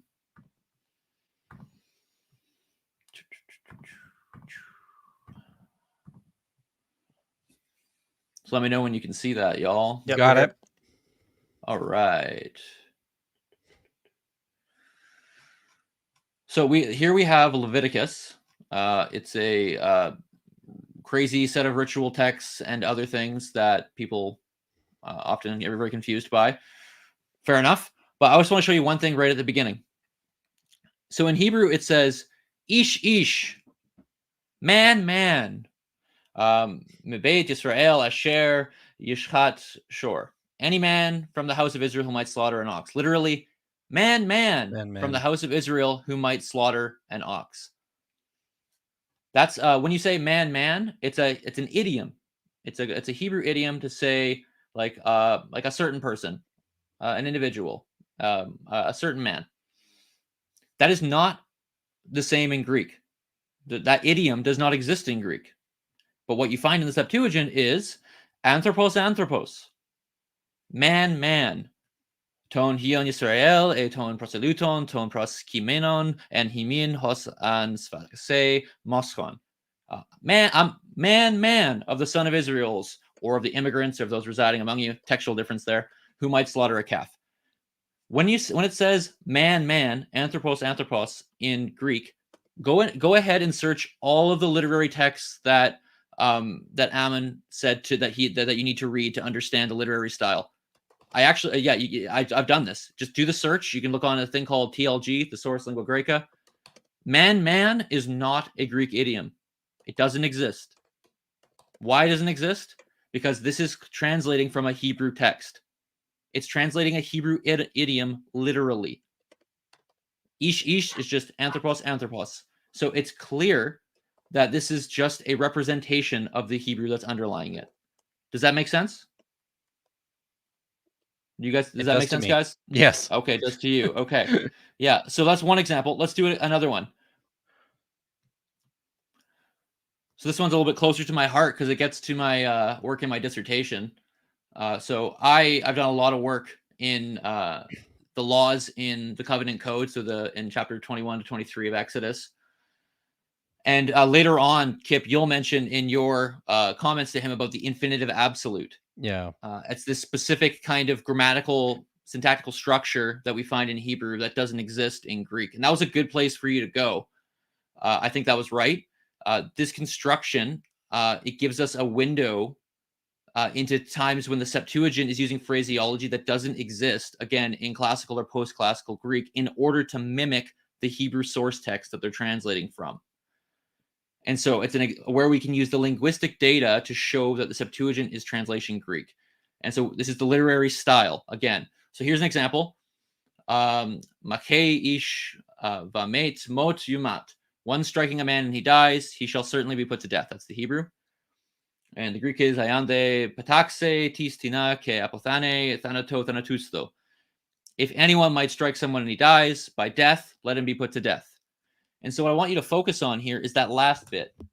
By death, let him be put to death. Thanato thanatusto. That's a redundant thing to say.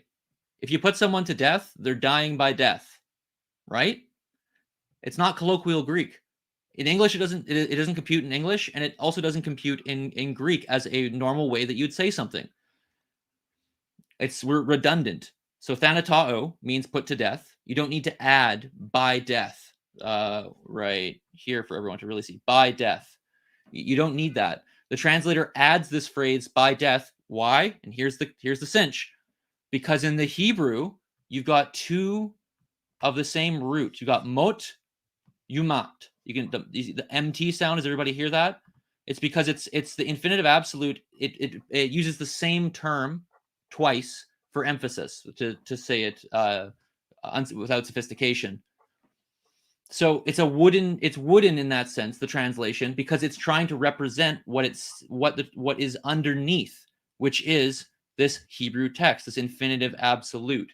Mm-hmm. Yeah. So we can see again that the Septuagint is translating from Hebrew because it's saying something that is not normal in Greek. By death being put to death. It's not that's not normal Greek. That's translation Greek. And if you know the idioms of classical and post-classical Greek, the literary style, because I have gone through, I kid you not, every single example of the death penalty in legal texts and of all the terminology for the death penalty that exists in the classical and post-classical texts. This was my dissertation at Oxford. And I am telling you, thanato thanatousto is not a phrase that exists. It doesn't. It's not colloquial Greek. So it's not, the literary style is not a literary style. It's off. And why is it off? It's because the translator's representing is going, I see the word, I see mot, and I see mot again. Well, let's do something that sounds similar.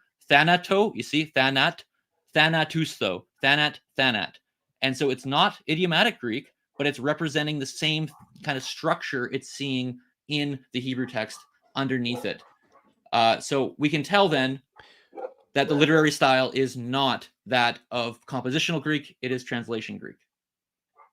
I'll say something more about the infinitive absolute here. So by the time, and we see this from the Dead Sea Scrolls, right? The Dead Sea Scrolls are very valuable for helping us to understand the development of the Hebrew language from the biblical period. I haven't even talked about this, but there is we have copies of biblical texts in the Dead Sea Scrolls, but these are actually a fairly small percentage of all the literature that is there.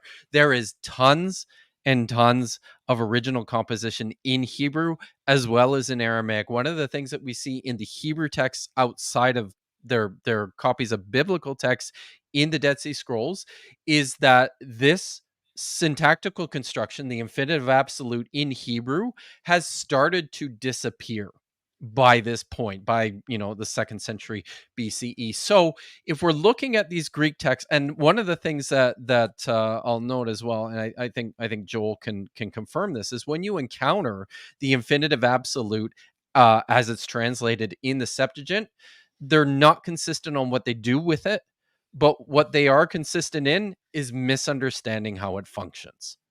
And this makes some sense because it's an archaic term. It's quite old. It stretches back, and we have examples of it outside of the Hebrew Bible as well in some of these earlier Iron Age Hebrew texts, right? It's archaic, and because it's archaic and because it's passed out of usage or is on the brink of basically disappearing by the time that the Septuagint is written or translated, it makes sense that they don't understand what to do with it. In the Dead Sea Scrolls. Yeah, go ahead. Oh, I think I think we could probably have a bit of a scholarly disagreement on this one. Not in the sense of that they're clearly translating it in different ways and weird ways. But I think it's possible that they might have understood what it means, but there's just no good way of saying it. There's no equivalent, so they do weird things that don't actually represent its meaning. And I think you're totally right when they do translate it sometimes, they don't translate it sometimes. But I think it's often because there's just not equivalent Greek to represent it. So sometimes you'll find a good way of phrasing something that will represent the infinitive absolute, this one form, and then the other form, like cognates, like they'll use cognate terms. So like you might find like by a theft, he stole something. And you're like, well, duh, he stole it. It's by a theft. But the thing is, like, it's because they're trying to represent, like, okay, well, there's two Hebrew terms here. Let's add something in. Clearly, let's add something in, even if it's a bit redundant. It will at least represent multiple Hebrew terms that we see under the surface. And so you'll see, like, oh, by a visitation, I will visit you. It's like, well, obviously. And again, all of this is pointing to the fact that there's a Hebrew text underneath, that they're seeing two terms. And they're seeing this phrase, the infinitive absolute, and going, okay, what do we do with this? Because we don't talk like this, and this doesn't translate to Greek well. So in some cases do one thing, some cases do another, but it's clear that they're trying to represent two Hebrew terms underneath by using non-colloquial Greek. Yeah. So yeah, so I think we just disagree maybe on like did they understand the term or not? Yeah. Yeah, and I'm non-committal on that. All right. So now I think we probably need to make a decision here because Joel has to go in about 15 minutes and so does Vishanti, and we're only halfway through this video. I was far too ambitious in my expectation. Yeah, but there was only like two questions that we had for Joel specifically. That's fair. So the Theos base, and then just something that you probably could answer yourself. So if you want to go through that quickly, we can do that, or Joel can keep giving his arguments. Well, oh, sorry, I thought you were asking me that. No, we can do whatever you guys want to. So and I was going to open it up to whether or not I think Vish has just about had her fill, but I was going to suggest that maybe we could we could go through the rest of the video together at another time, or Zach can stick around and he and I can just go through the rest, the two of us after Joel and Vish go. I'm happy either way. Either way. So do we want to do super chats just to respect people's super chats? Let's do after the Joel super leaves chats now. though. Or no, there might be how questions about we do them? Okay. Yeah, how about we do those now? And then Joel and Vish can get out of here, and Zach, I guess you and I can decide whether we want to finish watching. Sounds good. The rest of it. Okay. Star Song for $5. Thank you very much. I hate that creationists take Y chromosome Adam and mitochondrial Eve to be the equivalent of the creation story. Yep. Okay. I don't know much of anything about Y chromosome Adam and mitochondrial Eve, so I will agree with you that sounds really annoying, but I appreciate very much. Scientists have a bad sense of humor, and they're like, see, they named him Adam and Eve. It must mean that the Bible's true. Must be. Is that the connection, really? That's almost exactly it. Milwaukee Atheist for $2. You look great, Kipp. Hey! Tolkienomics for $5. What is the magnitude of Proto-Semitic influence on early Greek from either Phoenician origins or later Hassanid homogenization of Levant languages? Proto-Semitic influence on early Greek. Oh yeah, that's a big great question, and I have no. Yeah. Well, I mean, like the alphabet is going to come from these early alphabetized Semitic scripts that we see, which will eventually make its way into Greek and their alphabet, from what I understand of the history of the alphabet. But the actual ins and outs of how that worked, that's not my area of expertise. Milwaukee Atheist for another $5. If we compare the Greek of the Septuagint to the Argonautica, a text of a similar time period, it's very different. You can tell that the Septuagint is translated. Yeah. Milwaukee Atheists, you're totally right, because what you're saying is you're doing what Ammon said to do, which is literary style. Check the literary style, and it is clearly translation Greek. Well done. Yeah. Kwame for $4.99. No Hebrew and Elephantine are all Yehuda, but we see Greek and Aramaic, whereas the Hebrew Moses reference or Hebrew Torah before Septuagint. Punctuation would have been so there. So I mean, this is a point. I did a stream last week or 2 weeks ago, I think, with Neil, where we discussed this issue on basically the origins of the Torah as a document, this collection of Hebrew literature, and what's really going on there in between, like the 5th century BCE and the 1st century CE. So no Hebrew in Elephantine or El Yehuda. This is true. And the reason for that is because at the time, in the Persian period, in these earliest stages, Aramaic was the lingua franca. Elephantine for people who aren't aware, is it's an island. It's a community, a a a Semitic community of Yahweh worshippers deep in Egypt. The theory is that these were people who were displaced after the destruction of the first temple, and ended up in Egypt, and they had their whole. It's a really really interesting community that had their own strong religious traditions, and one of the things that we see there is that they clearly have no idea what the Torah is. They don't know who Moses was. They don't seem to know much of anything about these ancient Hebrew traditions that appear within our biblical text, and that's true. However, there's more than just the reason. We don't just have to look at that and say, well, none of this stuff existed.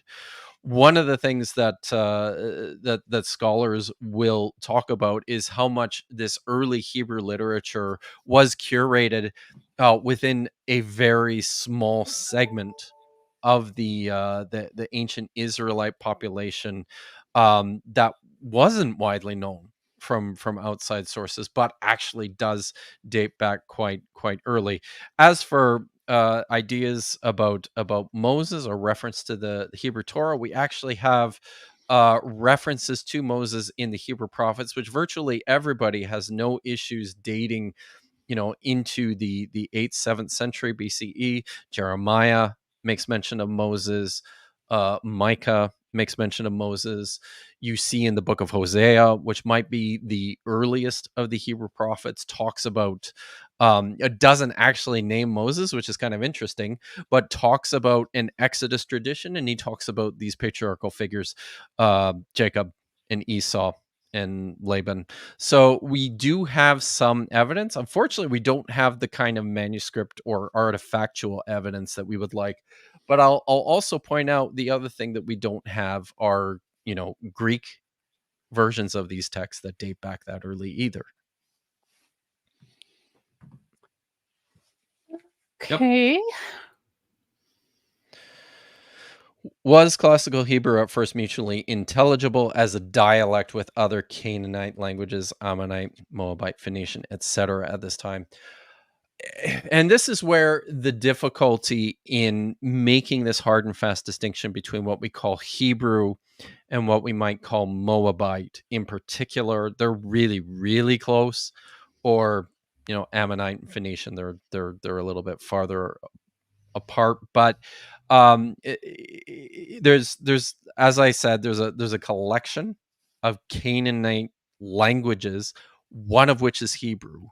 And the relationships between them all are really close, and to the point that it's not always very easy to distinguish one from the other. In fact, one of the things that scholars have been doing for a long time, and I think they're starting to get away from it more, is identifying "quote unquote" Hebrew texts just based on the fact that the text mentions Yahweh. So, I don't know if that answers your question. I hope so. Satan 616 says, "Love you, Kipp Hart. Mindfulness Journey for too, 666. Hail Nero, hail Dr. Kill, hail Real Scholarship." Thank you, my And unfinished done for journey. £10. Just thanks. Those are all the. Thank you. So I think I mean, at this point, I don't know if you have anything to say before before you head out. You okay to stick around for a bit, Zach, or do you want to shut it down? Yeah, I'm totally down. Okay. So Vish and Joel are going to go. Zach and I are going to continue with the video, and we'll see if we can try and get through with it. If you have more questions or comments, I'll try to get to them as we go. But maybe just finish up with some thoughts, Joel. Yeah, I'd love to. Yeah, there are a few things we can consider. I've given you evidence here that this is clearly a translation document from a Semitic source text. Hopefully you followed along and that has become evident to you. If you don't agree, please show me how then you can explain the examples that I've given you. Don't jump into Ammon this, Ammon that, trail off into something else. How do you deal with the linguistic data? That's the question. I've noticed, I checked the chat a second ago, again, should never do that. But there's people saying, oh, Ammon's been studying Greek for 30 years. Great. That's excellent. That doesn't mean that he's right. You can read Greek texts for 30 years and read them poorly. You can read Greek texts for 30 years and not understand interdisciplinary studies, not understand translation studies, to not read the Septuagint closely for its actual linguistic data, the text linguistic data that we see in it. So it's really, that's just an appeal to an authority. We want data. Are we dealing with data? Don't just say he's great, he's a great Greek scholar, or I'm a great Greek, anyone. What is the data? That's what we want. So yeah, I mean, that I've been trying to give you that information. I would also point you to the fact that it's very strange that suddenly we get these, if it is a Hebrew translation from Greek, that it's translated in different literary styles, different not dialects, probably on term, but in different stages of the Hebrew language is what I should say. So you see classical biblical Hebrew, which is early Hebrew, and then it changes, and then it becomes late biblical Hebrew. And we see that in the actual Hebrew text. So it's weird to translate from Greek to different phases of the Hebrew language. That doesn't make any sense either. So that's just another piece of kind of meta data that you need to consider. So I've shown you these examples, and I do got to check out here that the Hebrew text interferes with typical Greek ways of speaking, and where there are examples where we see the Hebrew text come through in other ways. I gave you about 5 examples that are, you got to prove them wrong. Ammon can do a video on it if he wants. Feel free. I don't think he can.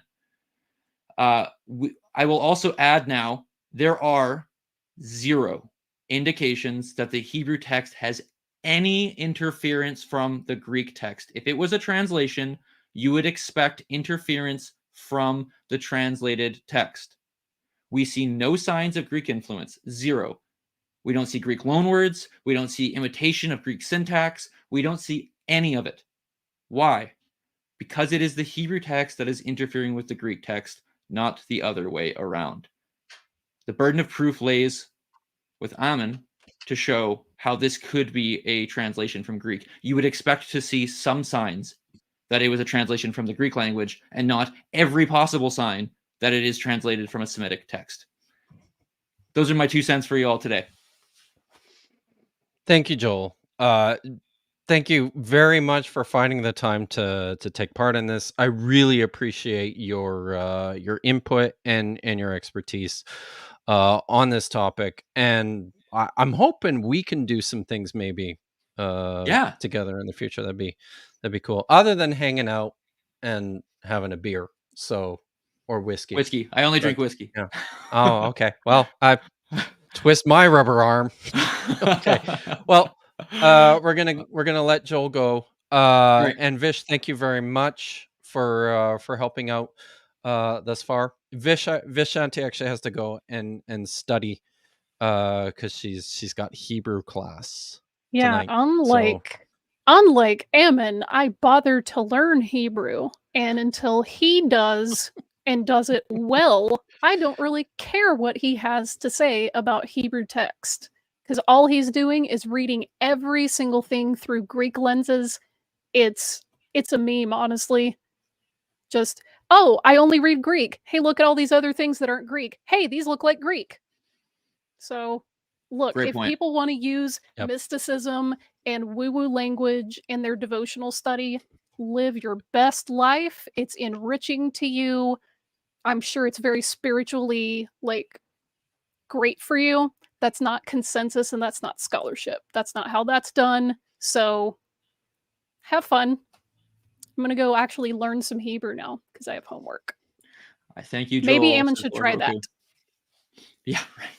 Yes, we appreciate it. Yes. Oh, there she goes. Sorry, I cut her off at the end there. I didn't mean to cut her off. My mistake. Sorry, I saw my name and look, that's the egotistical scholar, right? Egotistical scholar right here. Always. Okay, I do have to go immediately. So awesome. Cheers, guys. Thank you, everybody, for listening Joel. in. Really appreciate it. We'll see you all soon. Okay, bye.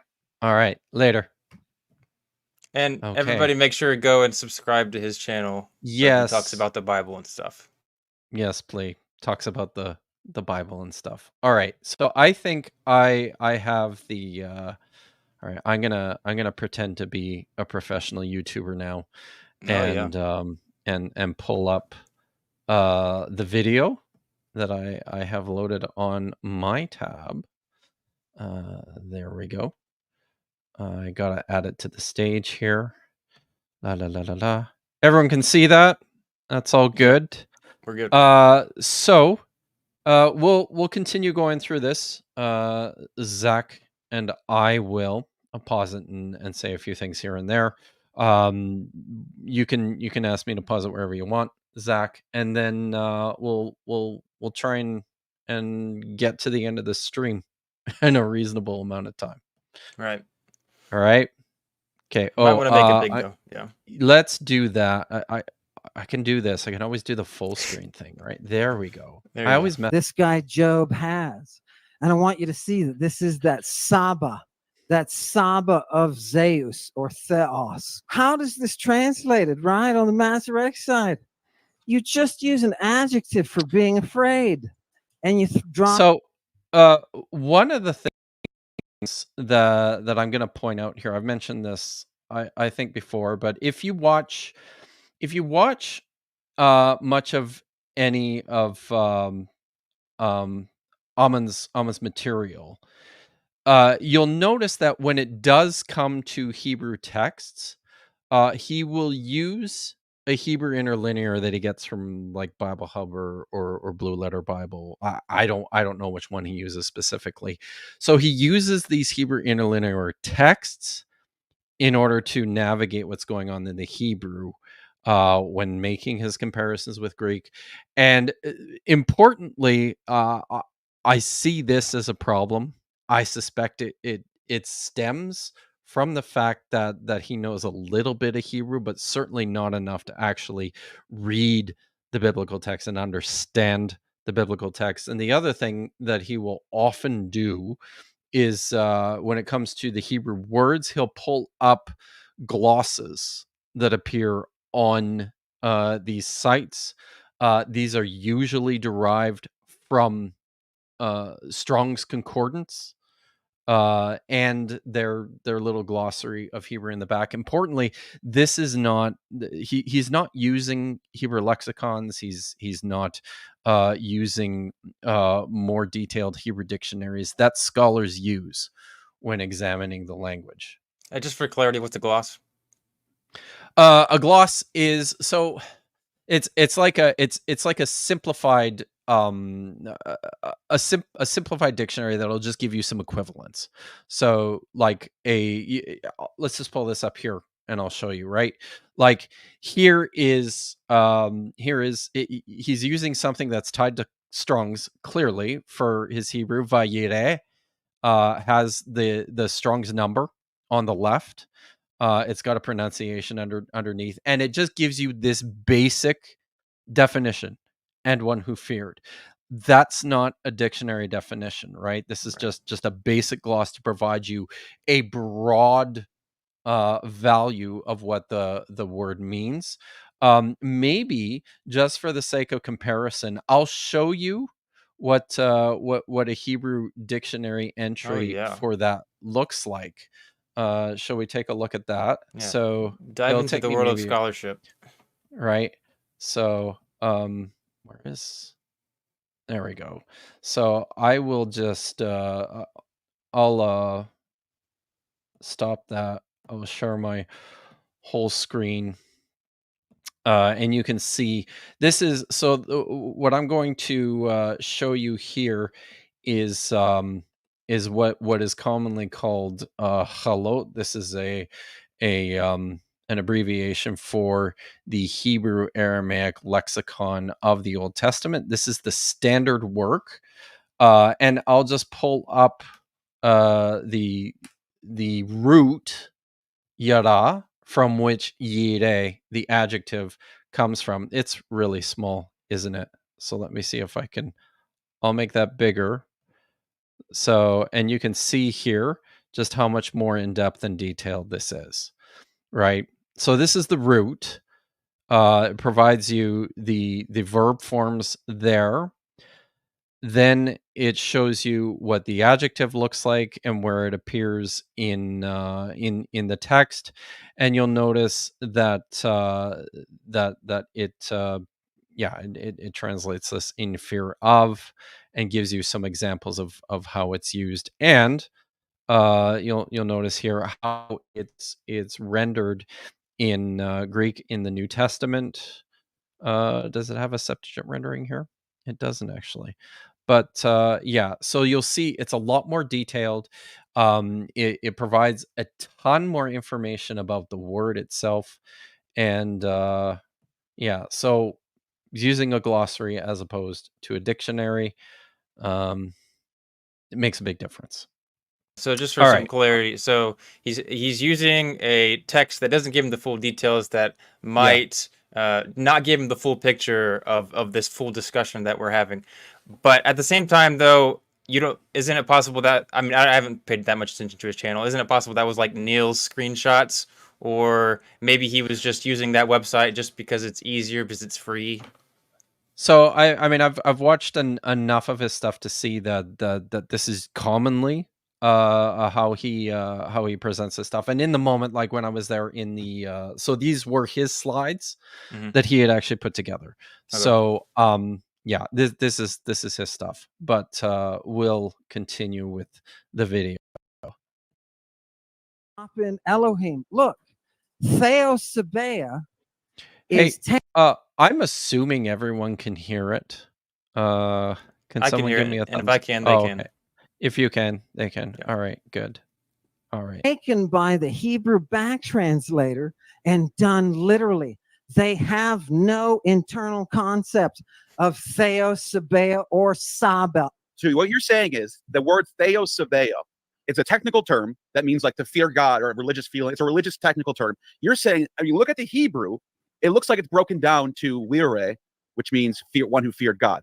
You're saying it would be really hard to go the other way around to translate those two words into Theosebeo. Right. It would be impossible, Neil, because you would be adding a layer of technical expertise to something that's not there. If the Septuagint was translated and this is the original, you would never, ever get the word Theosebea, and you wouldn't have an extra virtue, the alethinos in front. The Hebrew only has 3. Is that how the Septuagint translates? Vire Elohim? So before we continue, I'll just say one more thing about what he. So first of all, he said it was impossible to get from Vire Elohim to Theosebes in the Greek. He said that was impossible, which is a really spectacularly bold claim. This is and this suggests to me that I don't think Ammon has much experience translating any languages except for Greek into English or something of that nature. Because if you work with a variety of languages, and I work with Greek, I work with Hebrew, I work with Aramaic, I work with Syriac, I do a little bit of French and German, but I really suck at those.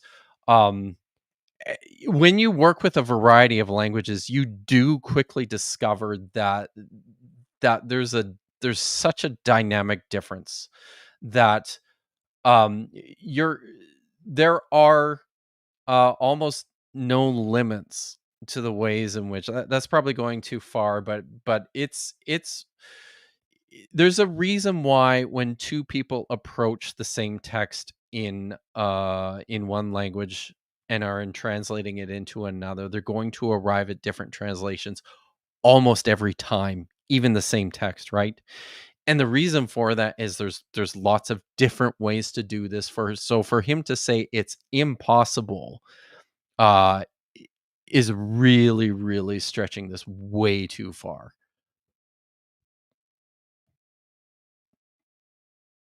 I'm just a little confused what his argument really is, though.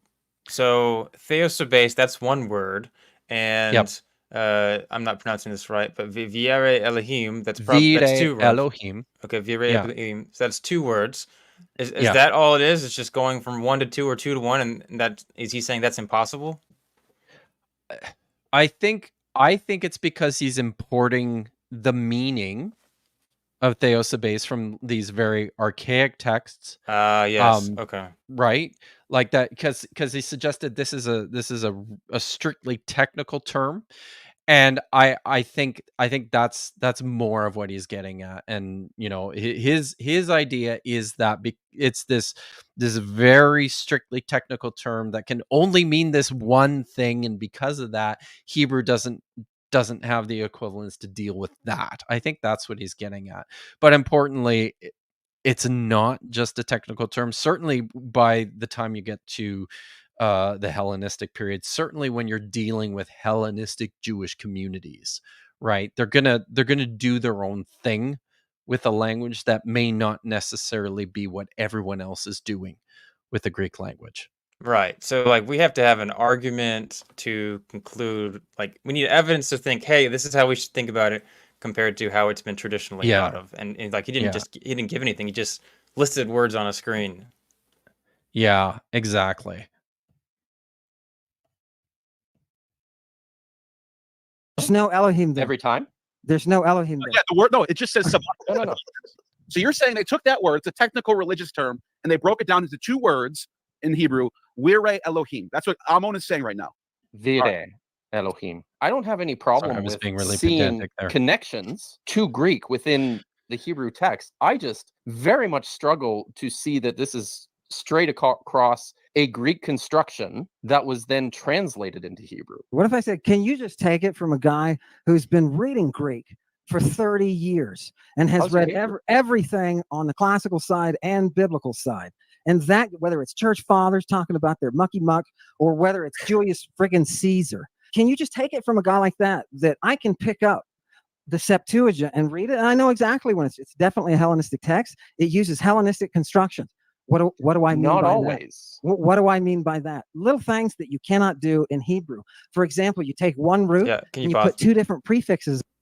Yeah, so basically, okay, two things there actually. So one, I really appreciate Ammon's presentation and just his humor.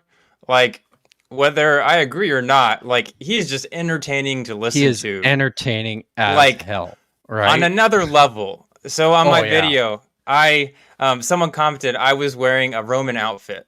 And I was like, and they were like, you look silly or weird or something wearing this outfit when you're calling him weird. I'm like, yes, exactly. Like, that is exactly what we're doing here, because we're trying to be entertaining. And like, he is insanely on another level. I can't even imagine his whatever thought process that he got to be that good at it.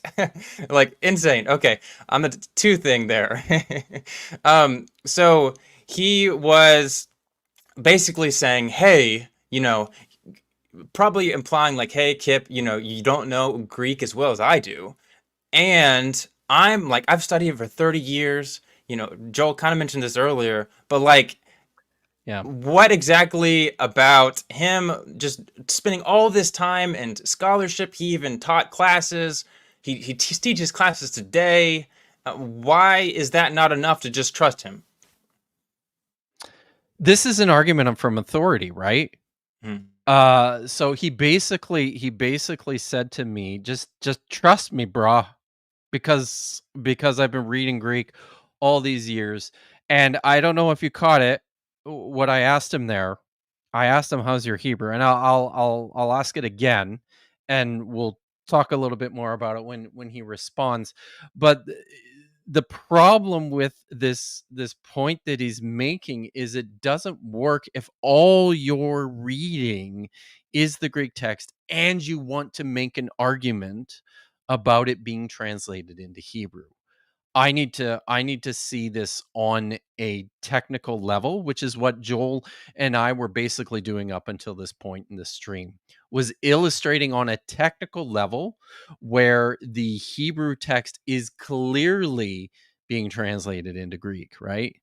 So yeah, so let's continue with this and hear his response on it, and you have both versions back to back. Septuagint does that all the time. And what's funny is watching the Hebrew try to express that little gymnastics. They can't.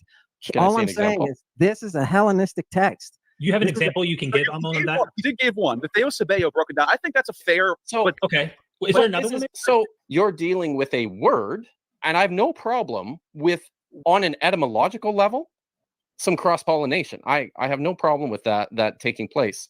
If you want to tell me that the idea of God-fearing is a Greek concept, yeah, sure.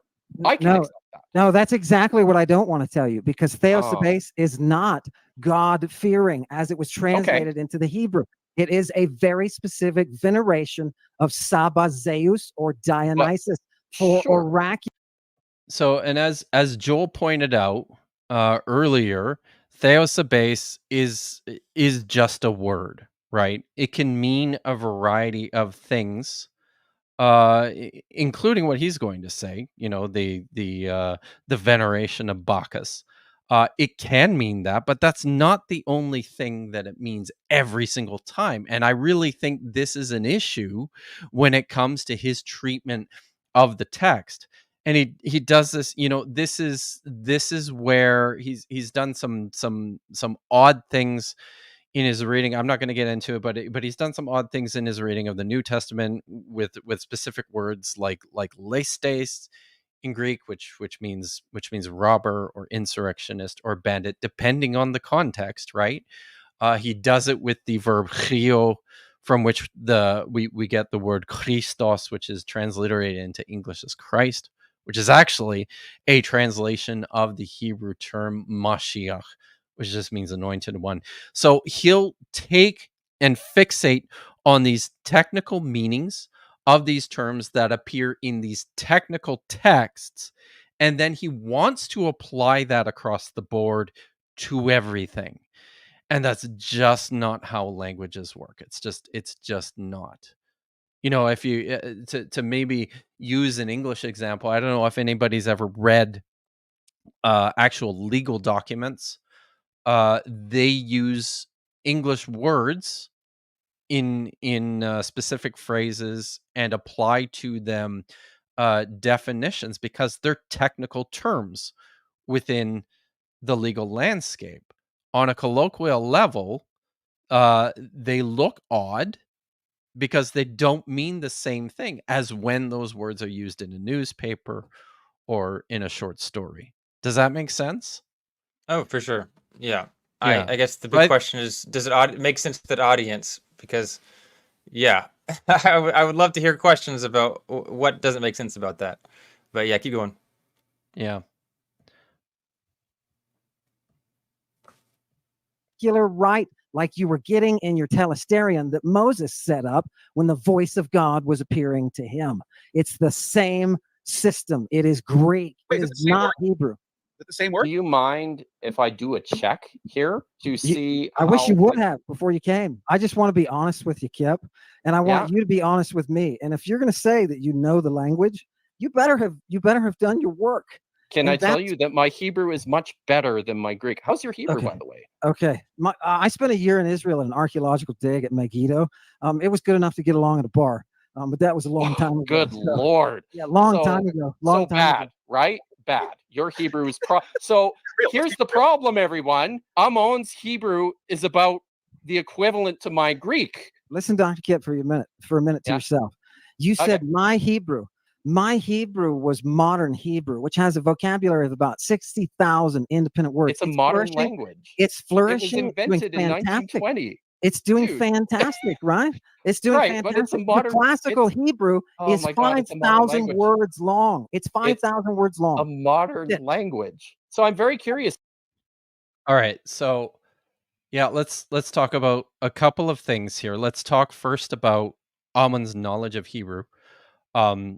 He spent a year in Israel. He picked up some modern Hebrew enough, you know, conversationally getting by at the bar. He clearly recognizes letters and a number of words. The point that I'm attempting to make here is that this is not strong enough. These skills are not strong enough to conduct the investigation that he wants to conduct into the Hebrew text of the Bible. And importantly, also, modern Hebrew is a different kind of. Well, it's different from what we call classical or biblical Hebrew, which is what most of the biblical texts are written in. The roots are all by and large the same. There's a lot more, obviously, in modern Hebrew, because there's lots of modern concepts that need to be then rendered into Hebrew. However, the grammar doesn't work quite the same. Like, there's features within biblical Hebrew that are just no longer used in modern Hebrew. For example, the infinitive absolute, which was already on its way out, right, by the time of the first century BCE. But even like the way that you construct a sentence in modern Hebrew and the different types of verbs that you use, the conjugations of those are going to appear different in modern Hebrew than they do in biblical Hebrew. It would be like comparing Shakespearean English to modern English, but even more so divided, because it's just that much older. So, and he's again drawing on this idea that, as I understand it, he's seems to be that he's trying to make the point that because there's a lot more words in modern Hebrew, his knowledge of even just a little bit of modern Hebrew is sufficient to work with and navigate the biblical text, which preserves only like 5,000 words, or as many as 8,000 words. So and something, I'll bring this back again, right? I think I'll make the point here in a minute in the exchange that he and I had. So that's just the words that are preserved in the biblical text. That's not all the words that we have. We have a lot more from as I mentioned, these different Canaanite languages that are essentially dialects of the same thing, right?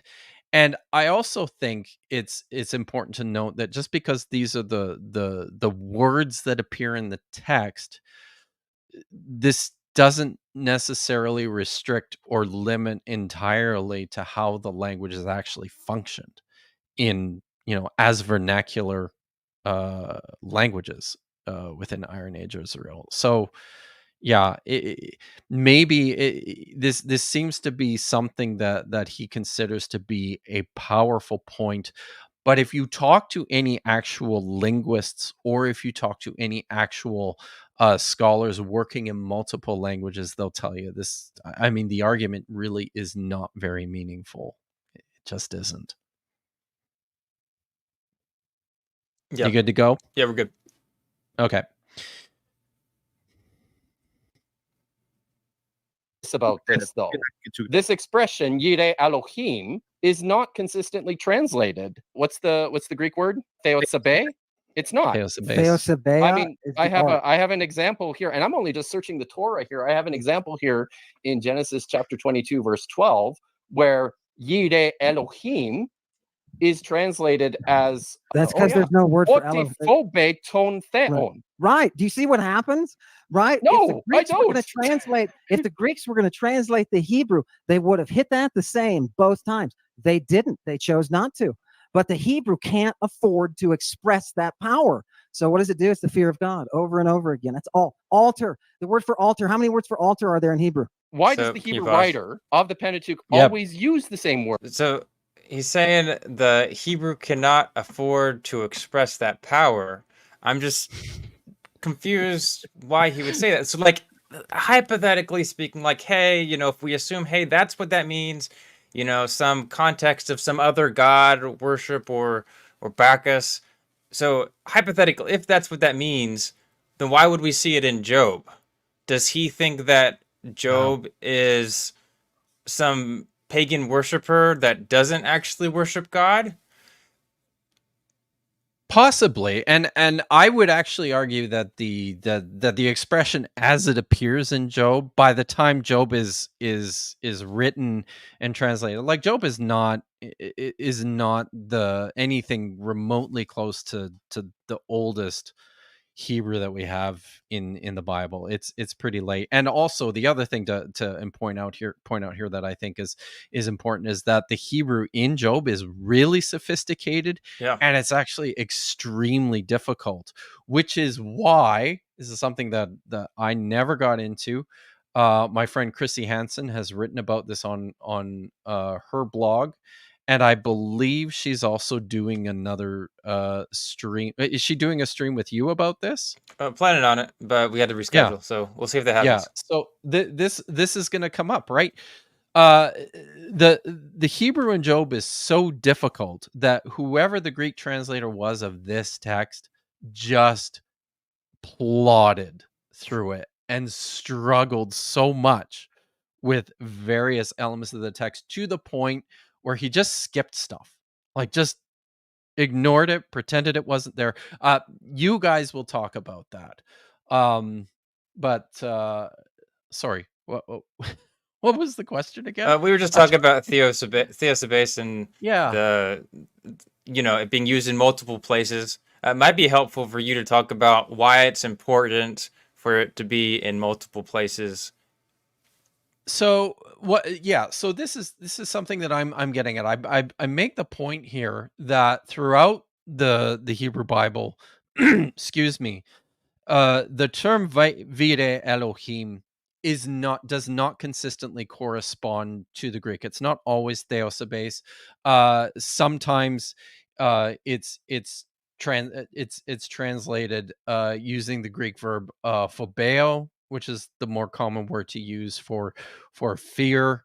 There's you can use an expression like phobumenos ton theon to translate Yire Elohim. The point is that we're not dealing with just one translator of the entire Greek text, right? We're dealing with multiple different people working with the same text, and they're going to come up with different ways of handling the individual words and expressions.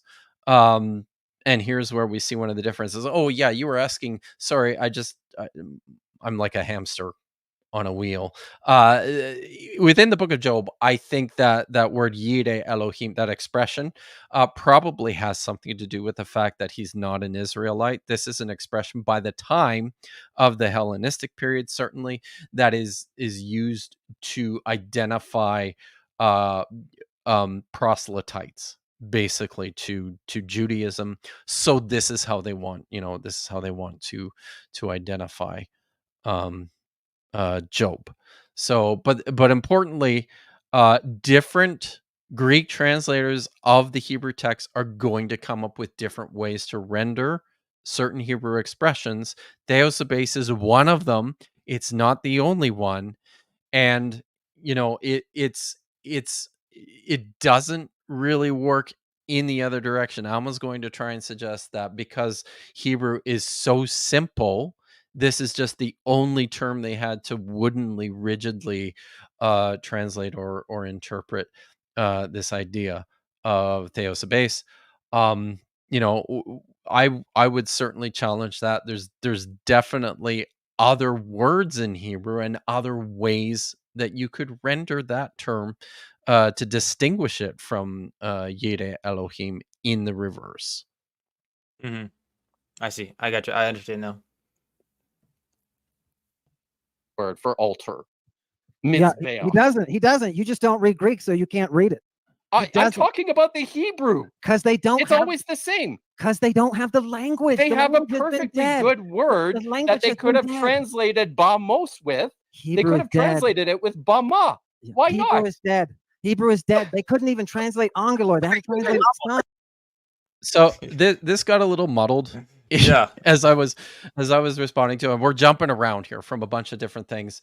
First of all, Alman says that there's multiple words for altar in Greek, and yet within Hebrew they only use this one mitzbeach. There are actually other terms within Hebrew that indicate altars or places of worship, depending again on the context. You can use bama, which is generally just means height or a high place, but is consistently used throughout the biblical text as a cult site. You can use ma'asot, which is a word that's commonly translated into stones or standing stones, which are these. These are aniconic giant rocks that people would set up on, as shrines or as deities within within the Iron Age Levant. So this is like, there are other ways to go about doing this. One of the points that I was trying to get to is that, again, when it comes to something like bama, which just means height or high place within Hebrew, this is this word that's used to identify these specific cult sites. The Greek translators will use different terms, right? Sometimes they'll just translate it literally with upselos, which just means like height. Sometimes they actually translate it with the word stele. You recognize that word? Archaeology.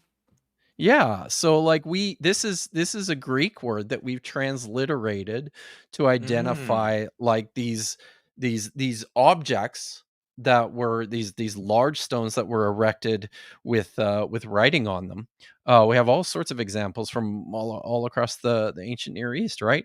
And yet this is a word that some Greek translators would use to translate Bama, the high place, right? Because it's not just a hill, it's a hill with these standing stones on it. So it's probably actually a good translation of that, right?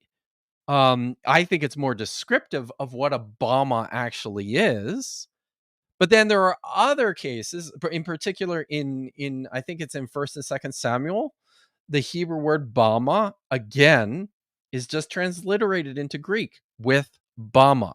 This is not a Greek word. It's a Hebrew word. If you look up bama in your standard Greek lexicons, you're not going to find it because the Hebrew word. Yeah, that's fascinating. All right, let's continue. Are you saying so? If you're saying Hebrew is dead, right? We go back in time. We're looking at the 2nd century BC and 1st century. Are you saying it's just used for religion or scripture? Is that what you're saying? What do you mean by that when you say Hebrew's dead?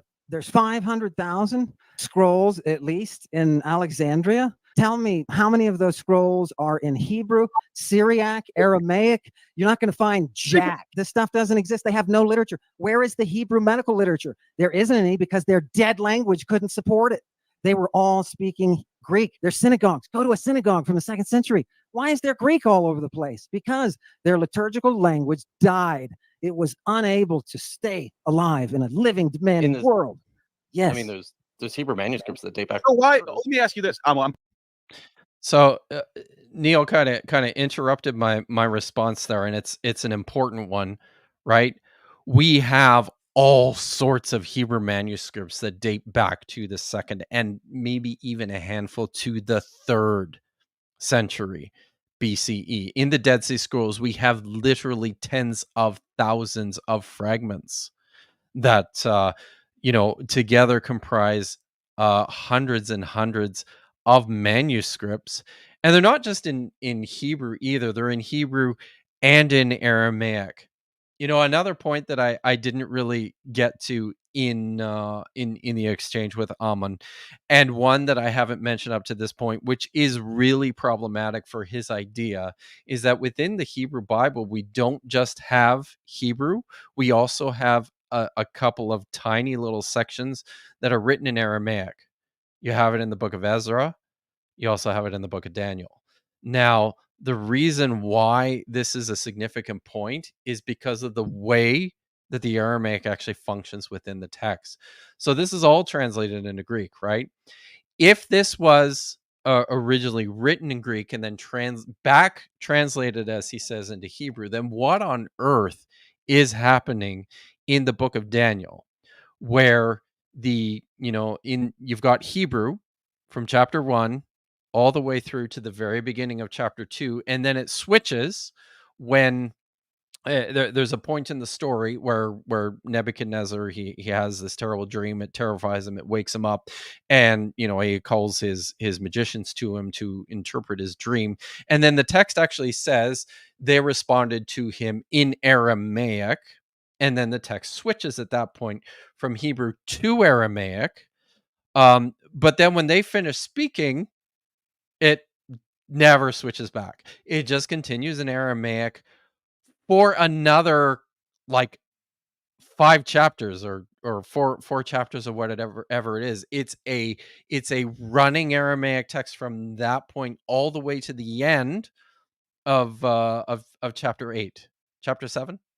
Yeah, sorry, it's chapter 7. And then it picks up in Hebrew in chapter 8.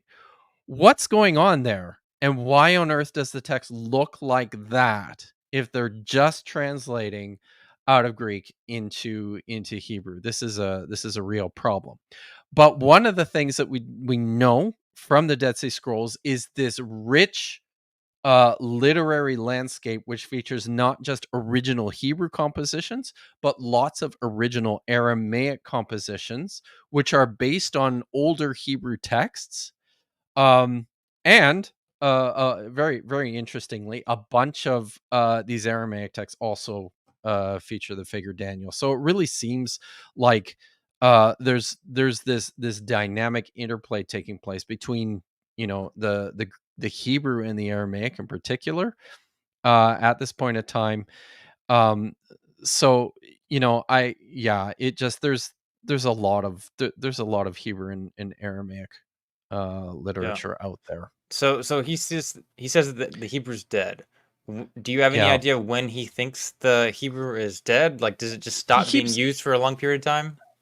So he keeps talking about the 2nd century. I assume he's drawing from information from the 2nd century CE. I don't know. I didn't get clarification on that. One of the things that we do see happening, certainly, Hebrew is starting to fade, right? By the time of Jesus, most people living in Palestine, in Roman Palestine, are native speakers of Aramaic, and they also many of them will know colloquial Greek, which is kind of like the international language of the common people throughout the Roman Empire, right? So this is what you have is a bilingual population, mostly Aramaic, but also speaks Greek. But we also have evidence, not just from the Dead Sea Scrolls, but we have lots of ostraca. Ostraca are pot shards that were used because parchment and papyrus is really expensive and not very easy to come by. If you're making notes, if you're jotting out, if you're writing letters, if you're scribbling up, if you're cobbling together a contract, you're going to use these pottery shards. They're all over the place. They're readily available.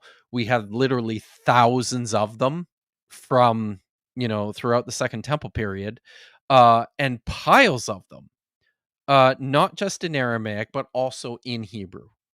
So it's still there. People are still using the language, even though it's slowly at this point in time starting to dissipate and disappear colloquially, right? And it does survive much more strongly in these liturgical religious settings, but it's clearly on its way out by the time of Jesus. Does that help? Oh yeah, that makes a lot of sense.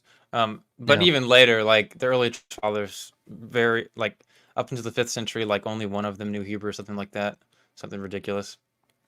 But so, big question though, what does this have to do with the discussion? So how would the Hebrew language being dead, how does that have anything to do with whether the Septuagint or the Hebrew text came first?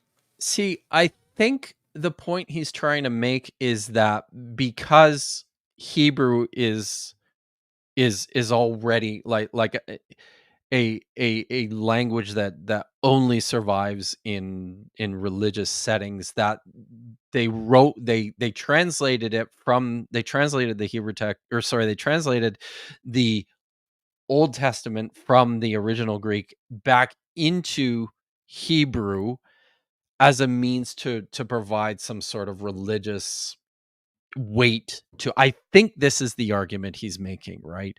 And that this is because Hebrew is not widely spread across the Roman Empire, it must mean that the text was originally composed in Greek. And then this one weird little group of arcane Jews decided we're gonna back translate it into Hebrew as a means to provide it some antiquity, religious weight. I don't know.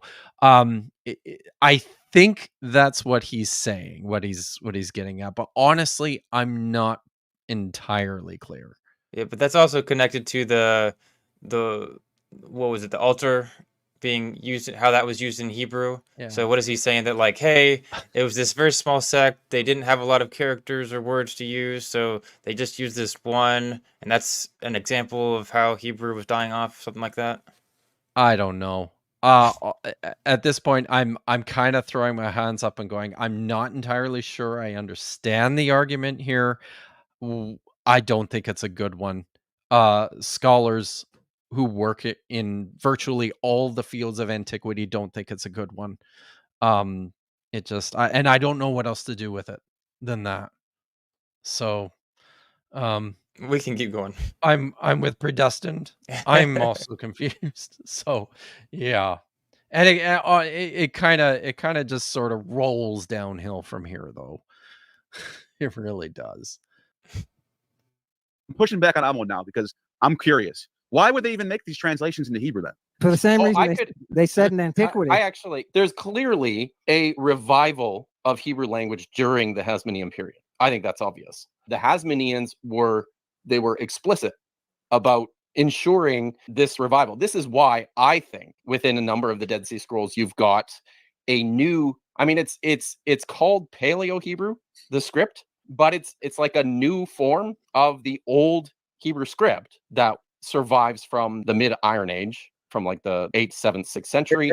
But it's different. It's slightly different though, right? Yes. I mean, there is a programmatic intent to basically revive the Hebrew language that takes place during the Hasmonean period. There is no question that Greek is a much more sophisticated development. I think I need to provide some clarification on what I was getting at there. Like, one of the things that Ammon gets partly right here is that certainly by the time, like, I'll go through just a very briefly a history of the Hebrew language, from the time of, the end of the Judean kingdom in 586 BCE up to, the time of Jesus. So the Judean kingdom ends. Many of the Judean aristocracy from Jerusalem are exiled to Babylon. The lingua franca, not Babylon, is then conquered by the Persians. The lingua franca among within the Persian Empire is Aramaic. Okay, it's very closely related to Hebrew. It's a different language. It uses a different script than Hebrew. And what happens starting in the 4th century thereabouts, and we see this, we've seen Elephantine mentioned in the chat. We have this collection of really interesting texts from this proto-Jewish, this Yahwistic community living in Elephantine in Egypt, and they're all in Aramaic, and they're using this Aramaic script, right? At some point, the Aramaic script was adopted by Hebrew speakers, and they started using the Aramaic script as opposed to the Hebrew script for transmitting their texts. And this is what the landscape looked like for hundreds of years leading up to the 2nd century. Now, in the 2nd century, what happened was, without really getting into it, the Seleucids were in control of the region. They controlled Jerusalem. They were very enthusiastic, fanatical Hellenizers. A number of Jew Judean purists in Jerusalem objected strongly to this. In the course of what happened, there was a revolt and a war, and in and about 164 to 160, there was established an independent Judean kingdom for like the first time since the exile, hundreds of years later. And one of the things that this Hasmonean Jewish kingdom did, which lasted for about 100 years, from about 160 to the invasion of Pompey, the Roman general. I think that's 60 BCE. So over the course of this 100-year period, one of the things that the Hasmonean kingdom did was they attempted to revitalize the ancient Hebrew script as a vehicle for these biblical texts, which to this point now were being transmitted using an Aramaic script. Okay, so what we see evidence, and we see this on a lot of the coinage, and some of the documentary finds that we have of the Hasmonean kingdom, and we see this in particular in the Dead Sea Scrolls, is this revitalization of the ancient Hebrew script as a means, almost as like a national language. The Hebrew was always there. They're just basically changing the script back as a means to revitalize it. It's part of establishing their own identity. And interestingly, the script as it appears in like the 2nd century moving forward is quite different than the actual ancient Hebrew script. And you can see they're trying to mimic it, but it's not quite the same anymore. So that's kind of what I'm getting at there. All right. I will continue. Language than Hebrew. I don't think that's in dispute at all. And I don't think that the complexity of Greek has any bearing on whether or not it's a translation of something that's from the Hebrew. Virtually all the Hebrew words that we have within the Bible are words that we know from other Canaanite literature. Many of the stories are so simple, they literally look word for word exactly like. There are phrases within Hebrew that look exactly like within the Bible, exactly like counterparts from Ugaritic that are dated to like the 10th, 11th, 12th century BCE. But there's more to it than this as well, because we actually. You understand what I'm getting at there with Hebrew phrases and specific Hebrew phrases that are basically pulled right out of much older Canaanite texts. Yeah. So you got like Leviathan and Latanu, and the same phrases seem to be used. There's all kinds word of other for places. word, literally, right? Yeah. Like in Isaiah, he quotes word for word a section of the Baal cycle that dates to earlier than the 12th century BCE. That's like the terminus ad quem, I think, but it clearly dates quite a bit earlier than that. So and there's other ones too, like this expression where Yahweh in one of the Psalms it says praise Yahweh riding on the clouds, is an expression that's drawn straight out of, again, the Baal cycle, which dates to the 12th century BCE, with just the replacement of the name Baal with the name Yahweh. So we have examples of they're clearly drawing from this much older Canaanite literature, which is certainly in existence and is right there within the region too, right before there's any sort of Hellenistic influence anywhere in Iron Age Israel and Judah. Right. So if we're thinking of his view on this, he would have to be arguing that whoever was writing in Hebrew after the Septuagint was somehow citing the Ugaritic texts, even though they were way earlier, right? Yeah. But And now, they were citing it from that, even though the Septuagint didn't originally cite from it. right.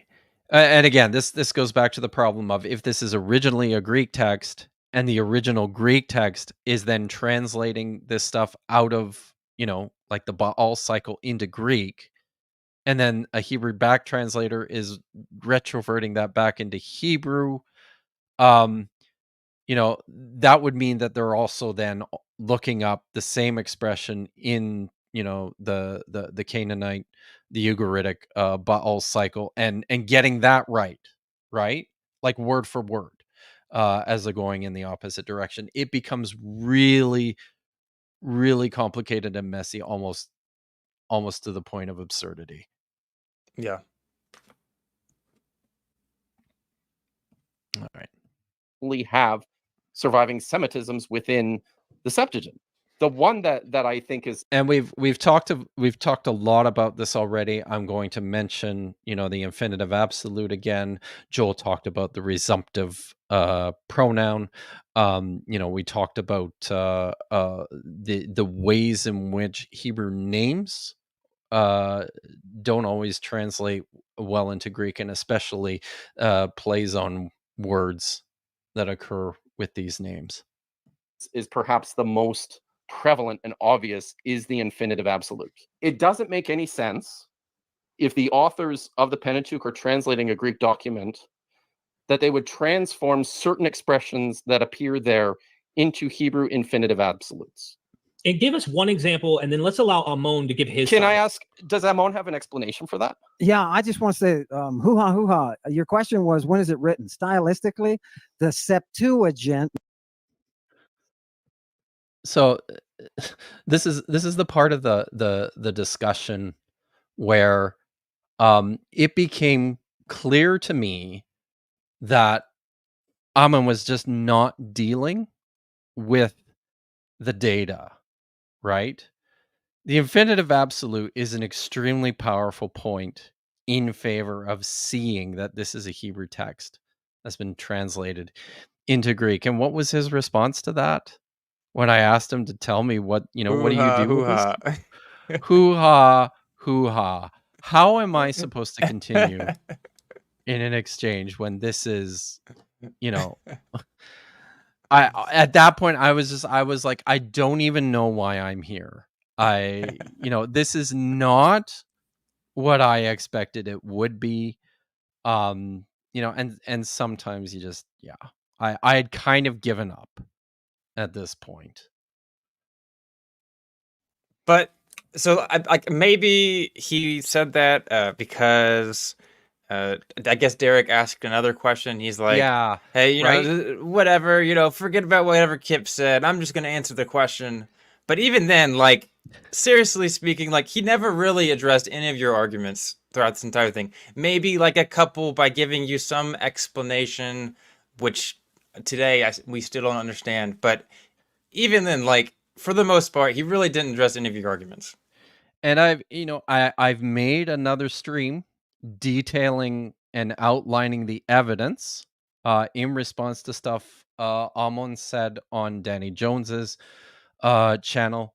Dan McClellan went on the Danny Jones podcast to explain again reasons why and problems with Ammon's case for the origins of the Torah in Greek, and he has yet to actually take any of these seriously and address them directly. All he ever does is continues to go back to his two big mainstays, that there's not nearly as many Hebrew words, and that Theo Sabes is a cry to Bacchus. Like that those are really the things that continue to come up over and over for him in his in the arguments that he makes, and he never deals with, and I guarantee he never will deal with this question of the infinitive absolute. And I'll just say this here now. If Ammon ever does see this, if you want anyone to take you seriously with regards to your ideas about the Greek text and its relationship to the Hebrew Bible, then you really need to deal with this question of the Hebrew infinitive absolute and how it's handled in the Greek text.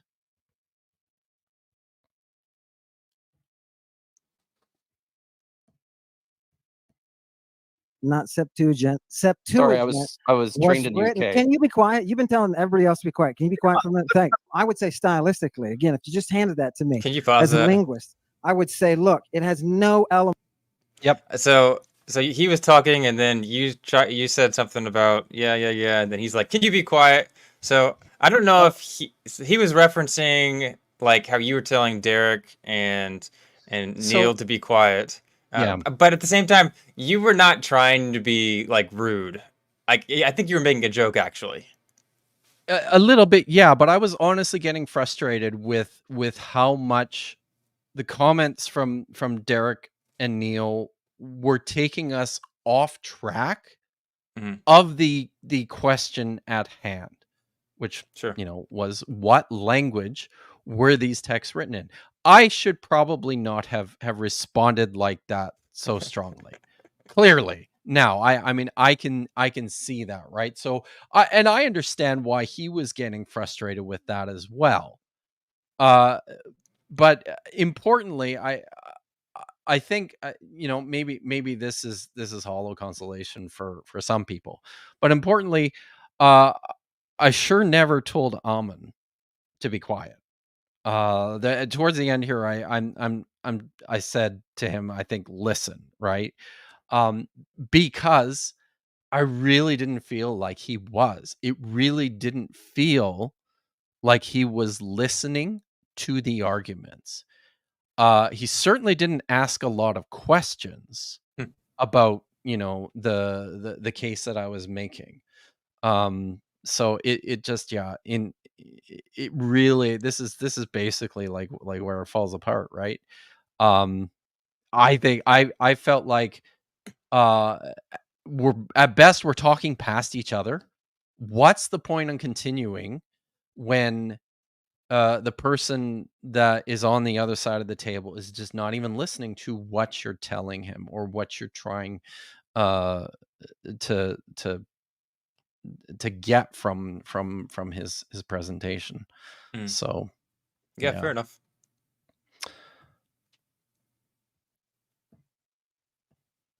Elements of Second Sophistic Greek, it looks like it's drawing upon words from Lycophron, Callimachus, Theocritus, and that's enough right there. Just there's enough of those three sources to say, okay, we're securely within some kind of Hellenistic continuum. I would say this thing smacks of Hellenistic. Wait, but I would put this on just a little cherry on the top of my linguistic analysis.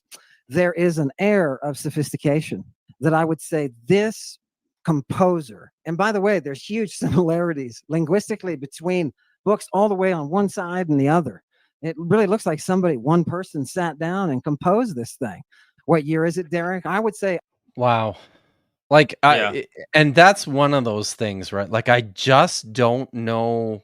It's bizarre to me that he would look at the text of the Septuagint and make a claim like that. Like, it looks like just one person is putting all this stuff together. Really? I don't even understand how he would come to that conclusion. I know, right? Like, it's very strange to me. And then I mean, there's a few things going. Like, one of the things that he makes a point on is the words that are being used. The analysis of a language is much deeper than just the individual words. Like, I'm trying to look at the text in terms of the full of clauses, right? Clauses and predicates and full sentences, and and it's these sorts of things. It's the ways. I'm not just atomizing it and looking at what an individual word means in antiquity as a means to extrapolate from that a meaning for the entire text, which really feels like, and I might be wrong about this, but it really feels like that's a lot of what he's doing. It's what, Joel pointed out earlier. It's an etymological fallacy. Yeah.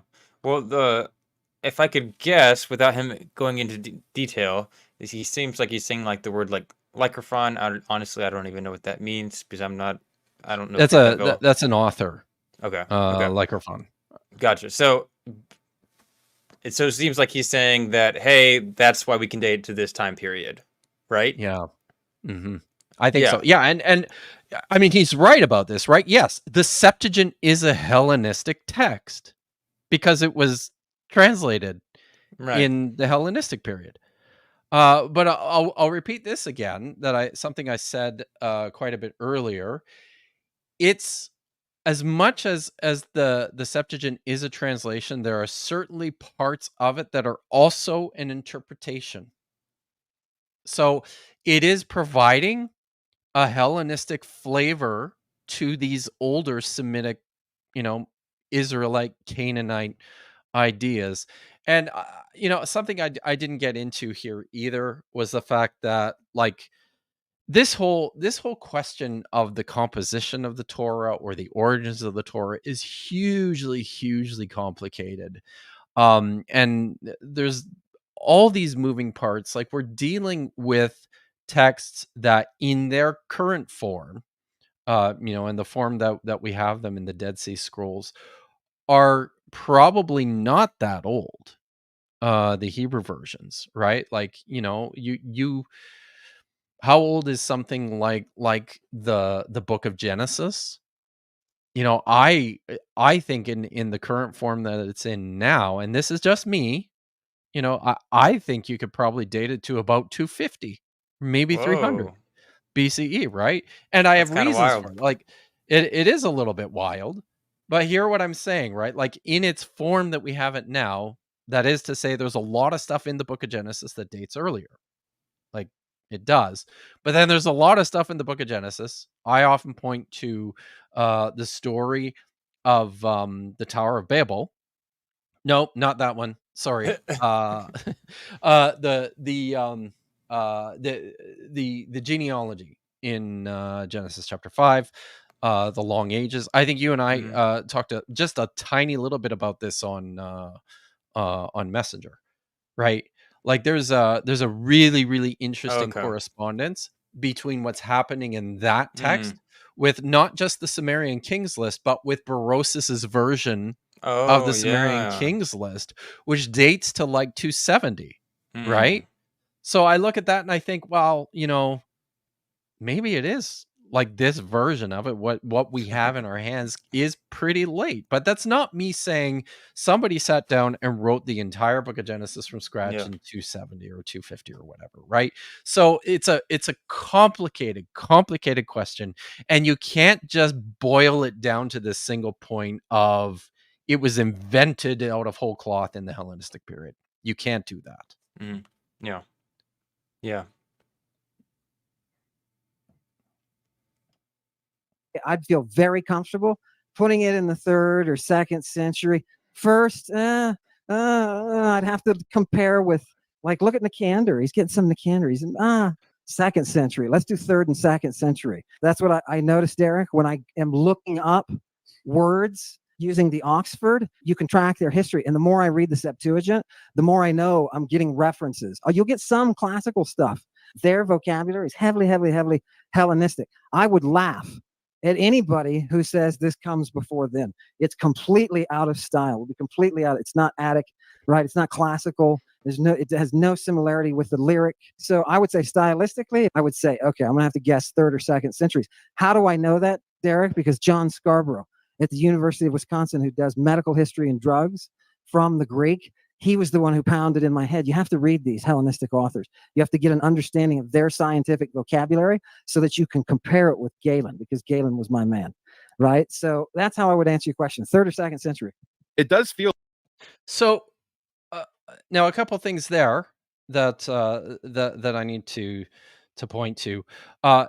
This question of how old is the Septuagint, as we talked about way back at the beginning of the stream is somewhat problematic. Like, what does Ammon mean when he's talking Yeah. about, like, I'm not entirely sure what that means, because what we have in the first century BCE are, individual manuscripts Yeah. of a text, but what that text looked like, I don't know. Especially when it comes to like the Greek, like Joel mentioned, some manuscripts of a Greek version of Deuteronomy that date back to like 180.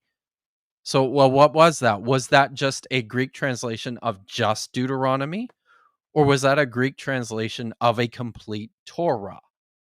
Do you see what I mean? And and this is it's happening on the Hebrew side too. However, what we have in the Hebrew manuscripts, at least, is some evidence of people starting to put these texts together into a larger corpus. Like, we have some manuscripts from the Dead Sea Scrolls that have multiple books actually copied in the same manuscript. You don't have anything like that for the Greek text until much, much, much later. So yeah. What was the other thing? I think that's good. See if we can finish this out here. I feel like the way that let's just stick with Genesis as a single text. The way it's written, the storytelling, the style, the way it's written, it sort of looks like looks like it comes from the post-Euhemerus era, where it's first of all, it's very well written. It has this slant towards these things actually are historical. It's not totally like Zeus is in the clouds flying around throwing thunderbolts. It's like believable stories about the past, mythologized stories. It feels Euhemeristic to me. But also, whoever is putting this together has knowledge of the Near East going back to Hammurabi, because they're talking about eye for an eye and tooth for a tooth. You're seeing elements of ancient Near Eastern stuff. I don't think you can deny that. That's what I wanted to. I just wanted to throw that in there. Dr. Kipp, what do you think? I'm going to pause it just for a second and point out, like, what Neil is doing, which is what Ammon is doing, is looking at in particular, if you're looking at the I mean, whether you're looking at the Hebrew text or the Greek text, is looking at it from, again, like a narratological, literary level, and seeing comparisons, ways that he can align it with particular Greek stories, or then also with some of these ancient Near Eastern stories, like much earlier Canaanite, Babylonian, Akkadian, Sumerian stories. That's a good starting point when it comes to doing these comparative analysis of text, but that's just a starting point. What you really need to do then is dig down into the language and look at a much more sophisticated level to how these languages are actually working and interacting with one another. I'll just say this quickly. I've made this point a couple of times with regards to something like the Book of Genesis. Right, there are two creation stories in Genesis chapter 1 and then Genesis chapter 2 and 3. This is something that's fairly widely regarded among scholars. We can see some differences between them. There's elements within, in particular, I'll just focus on that second story. Within that second story, the second creation story in Genesis 2 and 3, there's some particular features in there which indicate that they're drawing from much, much older, in this case, like Mesopotamian mythology. One of the things that we see that's really interesting is at the point where Eve is created. It says that Yahweh God put the man to sleep, into a deep sleep, and then he opened up his side and took out a rib or a side. There's disagreement about what the word there actually means. And then it says that he literally built this whatever, rib or side into a woman. It's a really, really weird word in Hebrew to use there, right? And I think it's obvious the reason why the Hebrew writer uses that word bana, meaning to build, in that particular text is because this is a word in both Akkadian and Sumerian that is used all the time to describe creation. It's used in the Epic of Gilgamesh. It's used in the Enuma Elish. It's used in I believe in Adapa and the South Wind. Not in Adapa and the South Wind. In Enki and Ninma. It's used a whole bunch of times in these extremely old, archaic Mesopotamian texts. It's an indication to me that whoever's writing this story has these texts in front of them, and that's on a that's on a syntactical, lexical, grammatical level of dealing with the literature. Yeah. I mean, I think that's kind of obvious. I guess you'd have to argue in his case, hey, maybe they had access to these texts, or my guess is probably not familiar with most of this. Well, and honestly, like we do know that we do have copies of these texts all the way into like the 2nd century BCE, right? But again, importantly, they're still preserved in like Akkadian, right? So whoever is reading this stuff is reading it out of or knows it out of he knows the Akkadian expressions. It does not seem to be coming from Greek and going in the other direction. Yeah, and I guess another example is Tiamat and formless and void or whatever. Tohu vabohu or techom. Yeah, I think is the more appropriate expression. Yep, this is again this is something that's quite similar. I'm just very interested to hear Ammon tell me about why. I'm not interested in giving you an answer, Kipp. So let's just go. You don't want to talk to me about the Hebrew, the infinitive. I think you're full of. See, this is me coming back and trying to get from him a response with regards to my questions about the infinitive absolute, and he was just not having it. I think you're full of it, and I think you were saying in the chat room that you are an expert in Greek, and you said there's no way. There's no way. I didn't say I was an expert in Greek. There's no way. Bring it or don't. Bring it or don't, Kipp. Bring it or don't. Can we go to a passage? Don't you think that if you're going to assert an argument about the ancient Greek, I am asserting an argument. Maybe you've read some ancient Greek. A little bit. But if you're going to, a little bit, yeah. Isn't it fair to say that your knowledge of ancient Hebrew is maybe not strong enough to be making some of these assertions? Yeah, and that's why I tell everyone, when I have the Septuagint, I have a Greek document. It's native Greek. It's native. And I mean, I'll just come back and point out again, right? Ammon's Greek is strong. Like he clearly knows it really well. Seems to. This is never going to help him when it comes to actually evaluating the Hebrew text. And you need some knowledge of both in order to conduct this investigation. And again, I am not an expert in Greek. I know enough to assess the text and compare it, right, to the Hebrew, and to see what's happening with regards to the whatever the translator is doing compared to the original. But Ammon can't even do that. And that's why it keeps repeating. I'm reading the Greek text, and when I read the Greek text, this is what I see.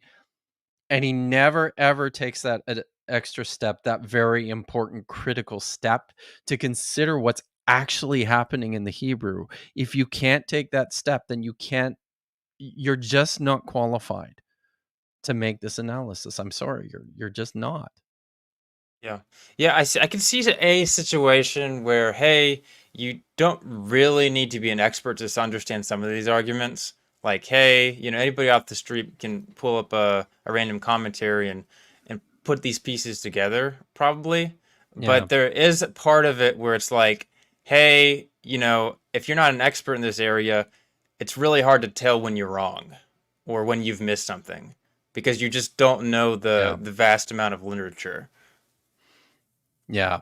Or even with a working knowledge of Hebrew, I'm convinced that Ammon would be able to see these absolutely fatal problems to his theory.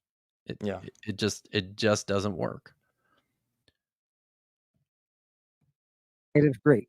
Okay. Yes. My argument's not. I laugh at the Hebrew attempt to try to translate it, but I know that because he doesn't understand the language and he's looking at, when you look at the interlinear, right? It actually makes the language appear much more primitive than it really is. So without understanding how the language works, it's you just can't do it. one that's being quoted in the first century is the Septuagint. They're not quoting Hebrew; they're quoting the Septuagint directly. So that's Kipp. That's all I'm interested in. Now, I think I'm trying to. This is something I missed in the actual exchange.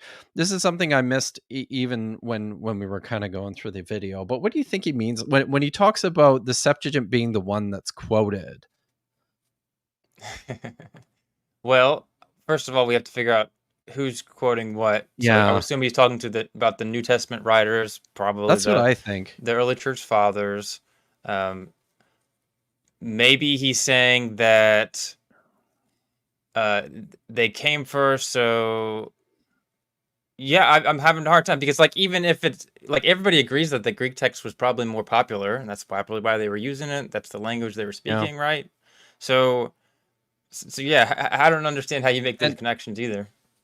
Yeah, and he's just wrong here too, because if you go back and you look at the Dead Sea Scrolls, they are quoting the Hebrew text like crazy, over and over and over and over again, and it's all in Hebrew, right? And all of this stuff predates the New Testament. Oh, and all of it predates the vast majority of manuscript copies of the Septuagint that survived too. So yeah, but there's also places where it seems like someone like Paul is quoting from the Old Testament. I've heard a number. You mean the Hebrew or the? Yeah. Sorry, the Hebrew version of the Old Testament. There's sometimes where he's clearly quoting Septuagint, and then there's other times where it's like, well, he seems like he's quoting this, but that doesn't match with the Septuagint. Yeah. Or even I've seen instances in Romans actually where it almost looks like he's quoting a targum in Aramaic, right? So it's a complicated situation, and just to make the point, with Paul and with some of the New Testament writers, which look like their texts are closer to the Hebrew text than the Greek.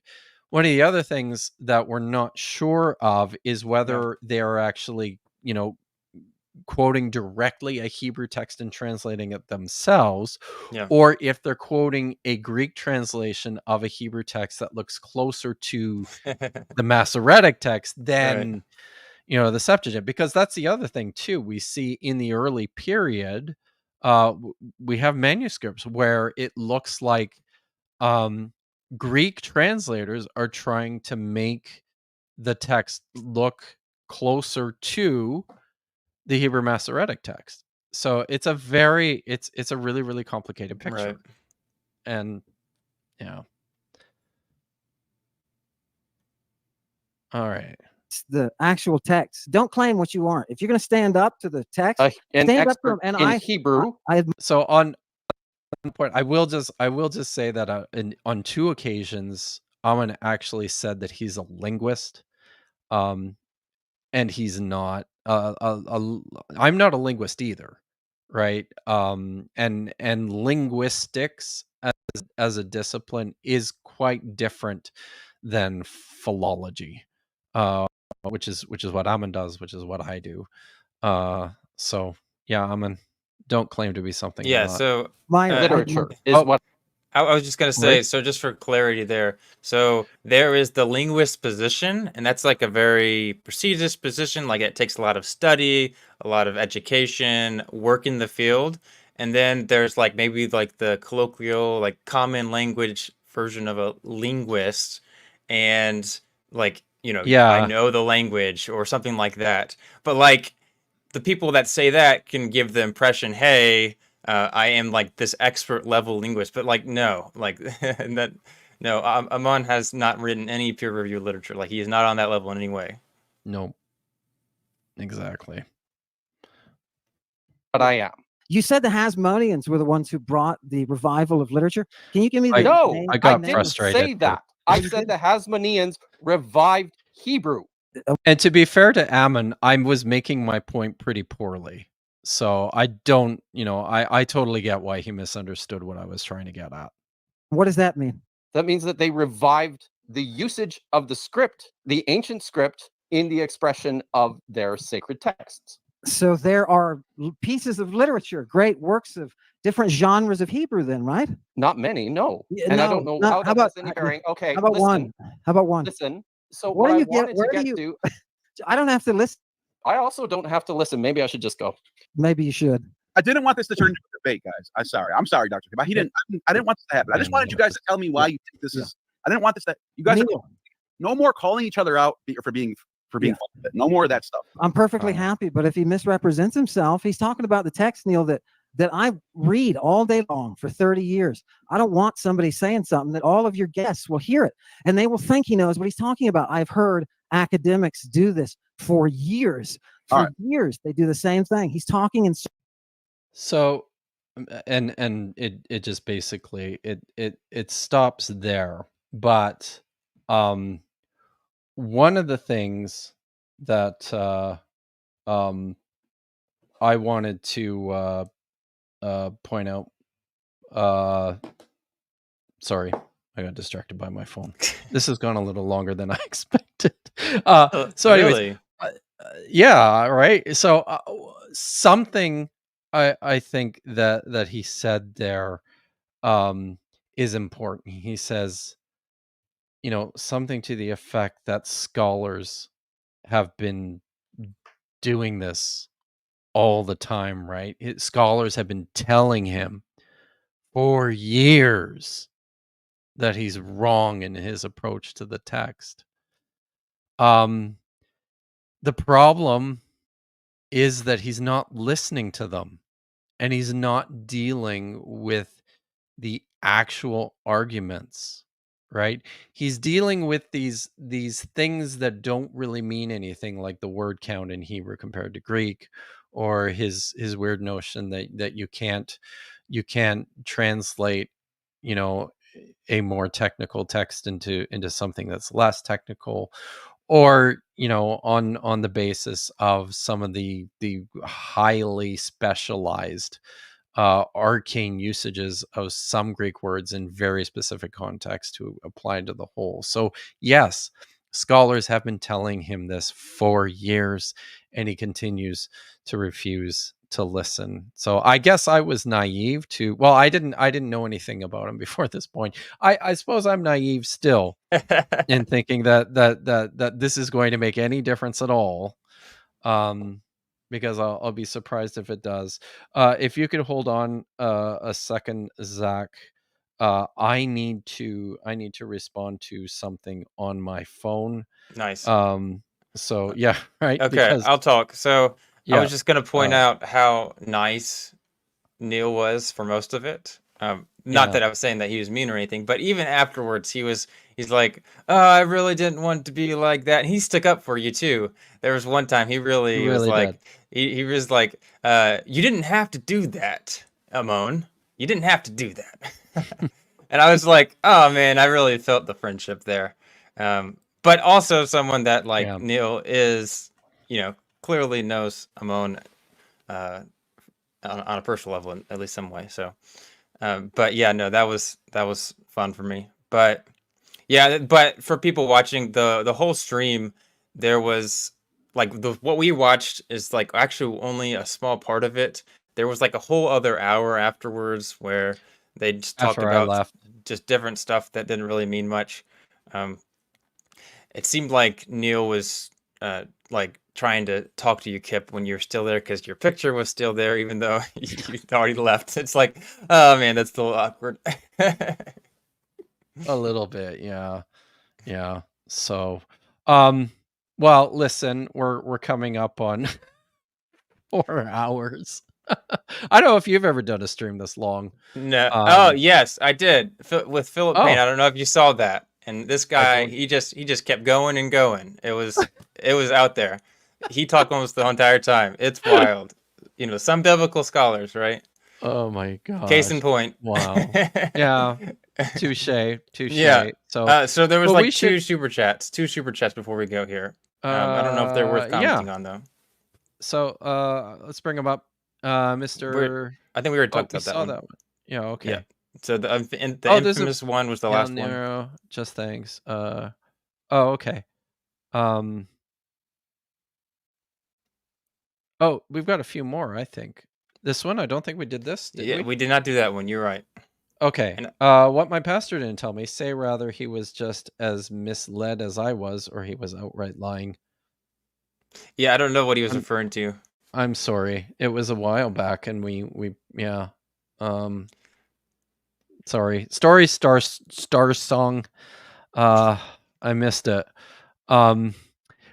But I'll say, like, I certainly, I don't know if the point was being made that we were saying, I'm certainly not suggesting that Ammon is lying. Sure. Like I think he's just, I think he's super passionate. He's super enthusiastic. Sure. Right. About the Greek text, which is pretty cool. But I think it kind of makes him a bit myopic in terms of how he sees the whole field. And this is, I mean, we're all prone to this. We all get fixated on our special favorite little ideas, and sometimes it can be really difficult for us to see, the forest for the trees. Sure. So. Yeah. There was one other person, not to miss him, but the infamous one says, "Does Devarim 23:3 include Ruth and David?" What does that mean? So that would be Deuteronomy 23:3. Oh, yes. I have to look this there you up, go. Right? So, let me just look that up quickly here, and I can give you an answer on what's going on. Of course, everyone on my channel, make sure you subscribe to Kipp Davis so you can learn more about this topic and a lot of other fun stuffs. Even if he might not have the same views of all of us, he's still worth paying attention to and following. So this is a ruling with regards to basically immigrants or proselytes in Deuteronomy. I'm just reading from the JPS here. No one misbegotten shall be admitted into the congregation of Yahweh. None of his descendants, even in the 10th generation, shall be admitted into the congregation of Yahweh. And actually, it goes on in verse 4 after that to say, no Ammonite or Moabite shall be admitted into the congregation of Yahweh. None of their descendants, even in the 10th generation, shall ever be admitted into the congregation of Yahweh. And like Ruth was a Moabite. So, it's this is one of these elements of the text which suggests to scholars that it's not as my friend Dan McClellan will often say, it's not univocal. It's comprised of all sorts of varieties of competing literature that is not always going to cohere with one another, even in spite of the best efforts of later redactors to smash all of them together. So I would say that this is likely a problem for what's going on in particular in the Book of Ruth. I haven't spent a lot of time on the Book of Ruth, so I don't know what scholarly explanations are for grappling with this text. And I haven't looked at what clever solution the rabbis have provided to it either, but I'm sure there is one. Thanks for the question. It's something that I will probably look into in the future because I'm kind of interested now about that. All right, Our Dying Sun for £5. Thank you for the super chat, Maestro. Hypothetically, what would imply that Ammon is right about the Septuagint? You're great, and I love you. Your work is appreciated. Oh. What would imply that Ammon is right about the Septuagint? I think now I'm wondering if this is a request for me to try and steelman. Steelman, or what evidence would you have to see for him to be right? Right, maybe that's it. So I'll do both of those. I will say that I think the strongest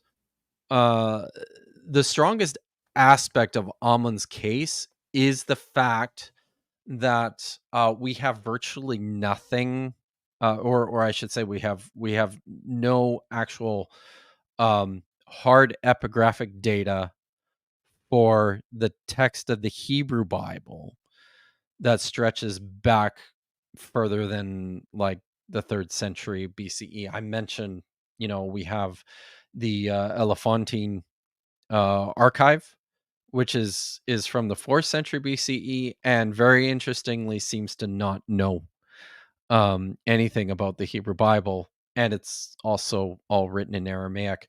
We do have a couple of things. Somebody also brought this up in the chat too, I noticed, so I'll mention it. We do have something like the Katif Genome amulets. These are tiny little flattened beaten silver scrolls, little amulets that have Hebrew text scratched on them, and then they're rolled up. They're probably worn like a necklace or somewhere on the body as a protection or to ward off bad things, right? And the Katif Hinnom amulets, there's 2 of them, and they both contain versions of the priestly blessing. I always say priestly blessing. The priestly blessing That's that kind of weird appears. there, Kipp. I know, right? This appears in Numbers chapter 23. May Yahweh bless you and keep you. May he make his face to shine down upon you and give you peace. So though that appears there we go. That's a nice picture. Yeah. Let's bring you oh god damn it. Sorry. Oh, shoot. No, I'm trying to bring you up. It's not a big deal. I think they get the gist. Totally. There we go. See, there, I did it. So yeah, that's what they look like. They have Hebrew text of the Hebrew of the priestly blessing on them, written in the old Hebrew, and these date back to the 6th century BC, and they were found basically in Jerusalem, right? Just in the environs of Jerusalem. Now, I'll say 2 things. Yes, this is epigraphic evidence of a Hebrew Bible text that dates back to the 6th century BCE. Importantly, this doesn't mean that we can trace the entire book of Numbers back to the 6th century BC. That's not what I'm saying. And there's a lot of scholars who would make the same point that I'm making, but this is one example. Now, so that's working in Ammon's favor, is that the epigraphic evidence for something like the book of Genesis or Exodus or Leviticus, we just don't have it that early. And I think what would we need to see that shows that Ammon is right about the Septuagint? That's really, really difficult. Right. Just because from like a comparative syntactic grammatical level, it just doesn't work. You'd need an entirely different text. You really would. You'd need something, or I don't know, maybe if we found Hebrew texts which looked like they were translations straight out of the Greek, in the same sense that Joel and I showed you, we can point to markers in the Greek text which demonstrate they're translated straight out of the Hebrew. If you had that in reverse and you could date those manuscripts or those texts back early enough, that might work. But you'd also have to have better explanations for what the evidence you guys give. So like if it seems to me like you guys think they're like super knocked down, and I'm not an expert, but it seems pretty obvious to me like that seems ridiculous if the Hebrew text was later. At the same time, like if you want to say, hey, like if Ammon's view is going to go through, like he has to have really good explanations for why they're doing these really weird things. Yeah, exactly. All right, we got a bunch, so we should get through these, and I do need to go here in about 15-20 minutes. All right. JC, thank you for the $10 super chat. If we don't know the entire lexicon of the scribes who wrote the Hebrew text, we only have what is left for us in the text. Why are there practically no borrowings from Greek? So I think that is if I understand your question correctly, and Joel made this point, we don't have one of the things that we don't have within the Hebrew Bible text, certainly not anywhere in the Torah text, nor in what we call the Hebrew prophets, are Greek loanwords of any kind. There's just no on a syntactical lexical level. There is just no borrowing in the other direction. You do have I think it's a total of 3 Greek words that appear in the book of Daniel that are transliterated into Hebrew. I think I'd have to go back and check, but again, this is within a text that scholars almost universally date to the 2nd century, so it's basically a Hellenistic text, right? So, but thank you for your question. I hope I got it right. I think it was a rhetorical question. Like, hey, if Ammon's view is right, then we would not expect to see this kind of thing. Yeah, and he follows this up too. Thanks again for the $10 super chat. The Greek lexicon has more borrowings from Semitic languages than the Hebrew Bible has from Greek. That's weird. Also, the same differing translations of words happen in the Peshitta. The Peshitta is another complicated wrinkle to this whole question. So for those who don't know, the Peshitta is the Syriac translation of both the Old and the New Testament. The earliest dates I think we have on the Peshitta are I think maybe 2nd century. I'm not, and that's 2nd century CE, right? So yeah, like the 150s, 160s. It might not even be that early. I don't know, but one of the things that we do see is a really close relationship between a lot of the Peshitta text and the Greek Septuagint. So it's what did they have and what were they translating is a question that a Syriac scholar could answer better than I can. Syriac is another language that I read, but it's about as strong as my Greek. So, but it's a very good point. As I showed, I showed a number of examples. Joel showed examples of words that are, lots of them, words that are transliterated from Hebrew into Greek, and we don't see it happening in the other direction. Thank you again for the super chat. And JC is back with another $2. Every style needs a plinth of sapphire. I don't understand that, but I really appreciate it. Do you understand it? No. I'm also not very hip or old. So if it's a hip joke, then I wouldn't understand. If it's an old person joke, I also wouldn't understand. So Yeah, I'm just not here for that. Zach is here for his own jokes. No one else. There you go. Right, yeah. Okay. But thanks, JC. Artemisinin, thank you for the $5 super chat. He says, I honestly hoped you would choose humility instead of doubling down on hubris. But thanks for the laughs, Kipp. Shout out to Ammon Yu. Ammon runs like a Greek course online on his channel. Where he teaches people some very, very basic elements of Greek language, which is pretty cool. So he's got lots of fans for that. Thank you, Artemisinin, for coming and hanging out and for listening to what I have to say. I'm sorry if you didn't see me as humble enough in today's stream, and I'm not sure where the hubris comment is coming from. What I have is the data, and I'm just trying to present it as best and as clearly as I can. So you're not I've been doing this long enough now to know that there's just, you're never going to convince everyone, right? Sure. Maybe whoever thinks there's hubris can give us some examples so we can learn and adjust our rhetoric from it. That would also be helpful. I'd appreciate that. Thank you. Dean Silver, thank you for the $2 super chat. How does the Chaldean Aramaic stories relate here? I guess, yeah, I maybe now, yeah, I'm not entirely sure which Chaldean or Aramaic stories you have in mind now.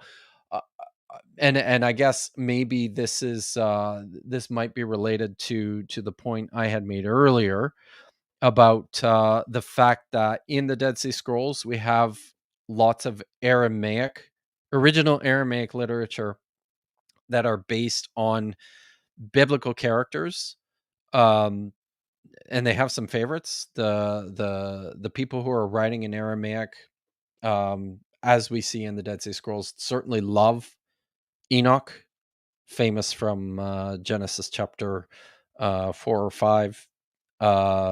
They love Levi, the who was the sort of the founder of this, thought to be the founder of this Levitical priesthood. They love that guy, and they write a ton about him. They like Moses quite a bit as well, and they like Daniel. I think that's their lots of this literature written in Aramaic features these figures, draws prolifically from the biblical text. The point I was trying to make there is that, again, this is the Aramaic literature from Qumran can only make sense of a Hebrew Bible. It can't make sense of a pre-existing Greek text from which the Hebrew texts were translated. They also like Job. I forgot about that. So, yeah, but thank you for the question or the comment. I hope I got that right. My friend Lawrence over at Milwaukee Atheist, thank you for the $2. Tell people to go to my stream when done. I hope this didn't go too long. But I certainly will tell everyone, go watch Milwaukee Atheists as soon as I get off here and Zach gets off here. But thanks, Lawrence. And one more. Ketty is ready. One. This is probably something really clever that I can't figure out. But thank you for the $5. He says, or she says, they say, I think Ammon got upset after Dr. Kipp was rude to the hosts. And I think that's probably what happened too, by telling them to shut up and be quiet so aggressively. Just a thought. And that was certainly a mistake on my part, and I shouldn't have done that. Again, in the moment, I was also, having a friendly banter among some good friends of mine, and this is the way we will talk to each other from time to time. Right? So yeah. So my bad. when me and Joel, we had a bunch of videos together a while back, and like we joke, super sarcastic, and certainly things that don't come off as nice. But there's a couple people who are like, man, do these guys have like animosity towards each other or something? It's like, Yeah, I think no, this happens, right? I made a snide comment somewhere on that was it. I said something. Oh, that was it. If you know Tim O'Neill from History for Atheists, he did a really great episode on Apologia's channel about a month ago on apocalypticism and the New Testament, and I made a snide comment in the comments of the video where I called him a crypto Christian, which is kind of it's kind of, but not really, an inside joke. If you follow History for Atheists, you understand it. But this is something that Richard Carrier constantly calls Tim O'Neill a crypto Christian, right? So I sort of threw that up there, and no kidding, within 20 or 30 minutes, I got a text from Paul of Apologia going, "Is there something between you guys that I should know about?" And I'm like, no, dude. Like this is inside baseball. This is an inside joke. So yeah, but you know, that's that. I don't know if it probably doesn't excuse it, because I think, it probably came across as really rude, and I shouldn't have done it, but that's what happened. So, and I would prefer that in particular with respect to this very lengthy response now that we've put together to that exchange, I would hope that people would focus on the strength of the arguments and not the rhetoric. And I mean that on both sides. Look at the arguments that I've made, that Joel has made, and compare those to the points that Ammon is making. If you should, if you think through the data, you should see like it just the Torah was written in Hebrew and it was translated into Greek. That's just it. Yeah, All hopefully we showed that today. Well, thank you so much for doing this. It's been a lot of fun. As I said, everyone, check out your channel, check out mine if you're interested in this kind of topic. But otherwise, any last thoughts? I have no last thoughts, except thank you very much, Zach, for coming and hanging out for me this long. I'm gonna hit the music, and we'll see you guys later.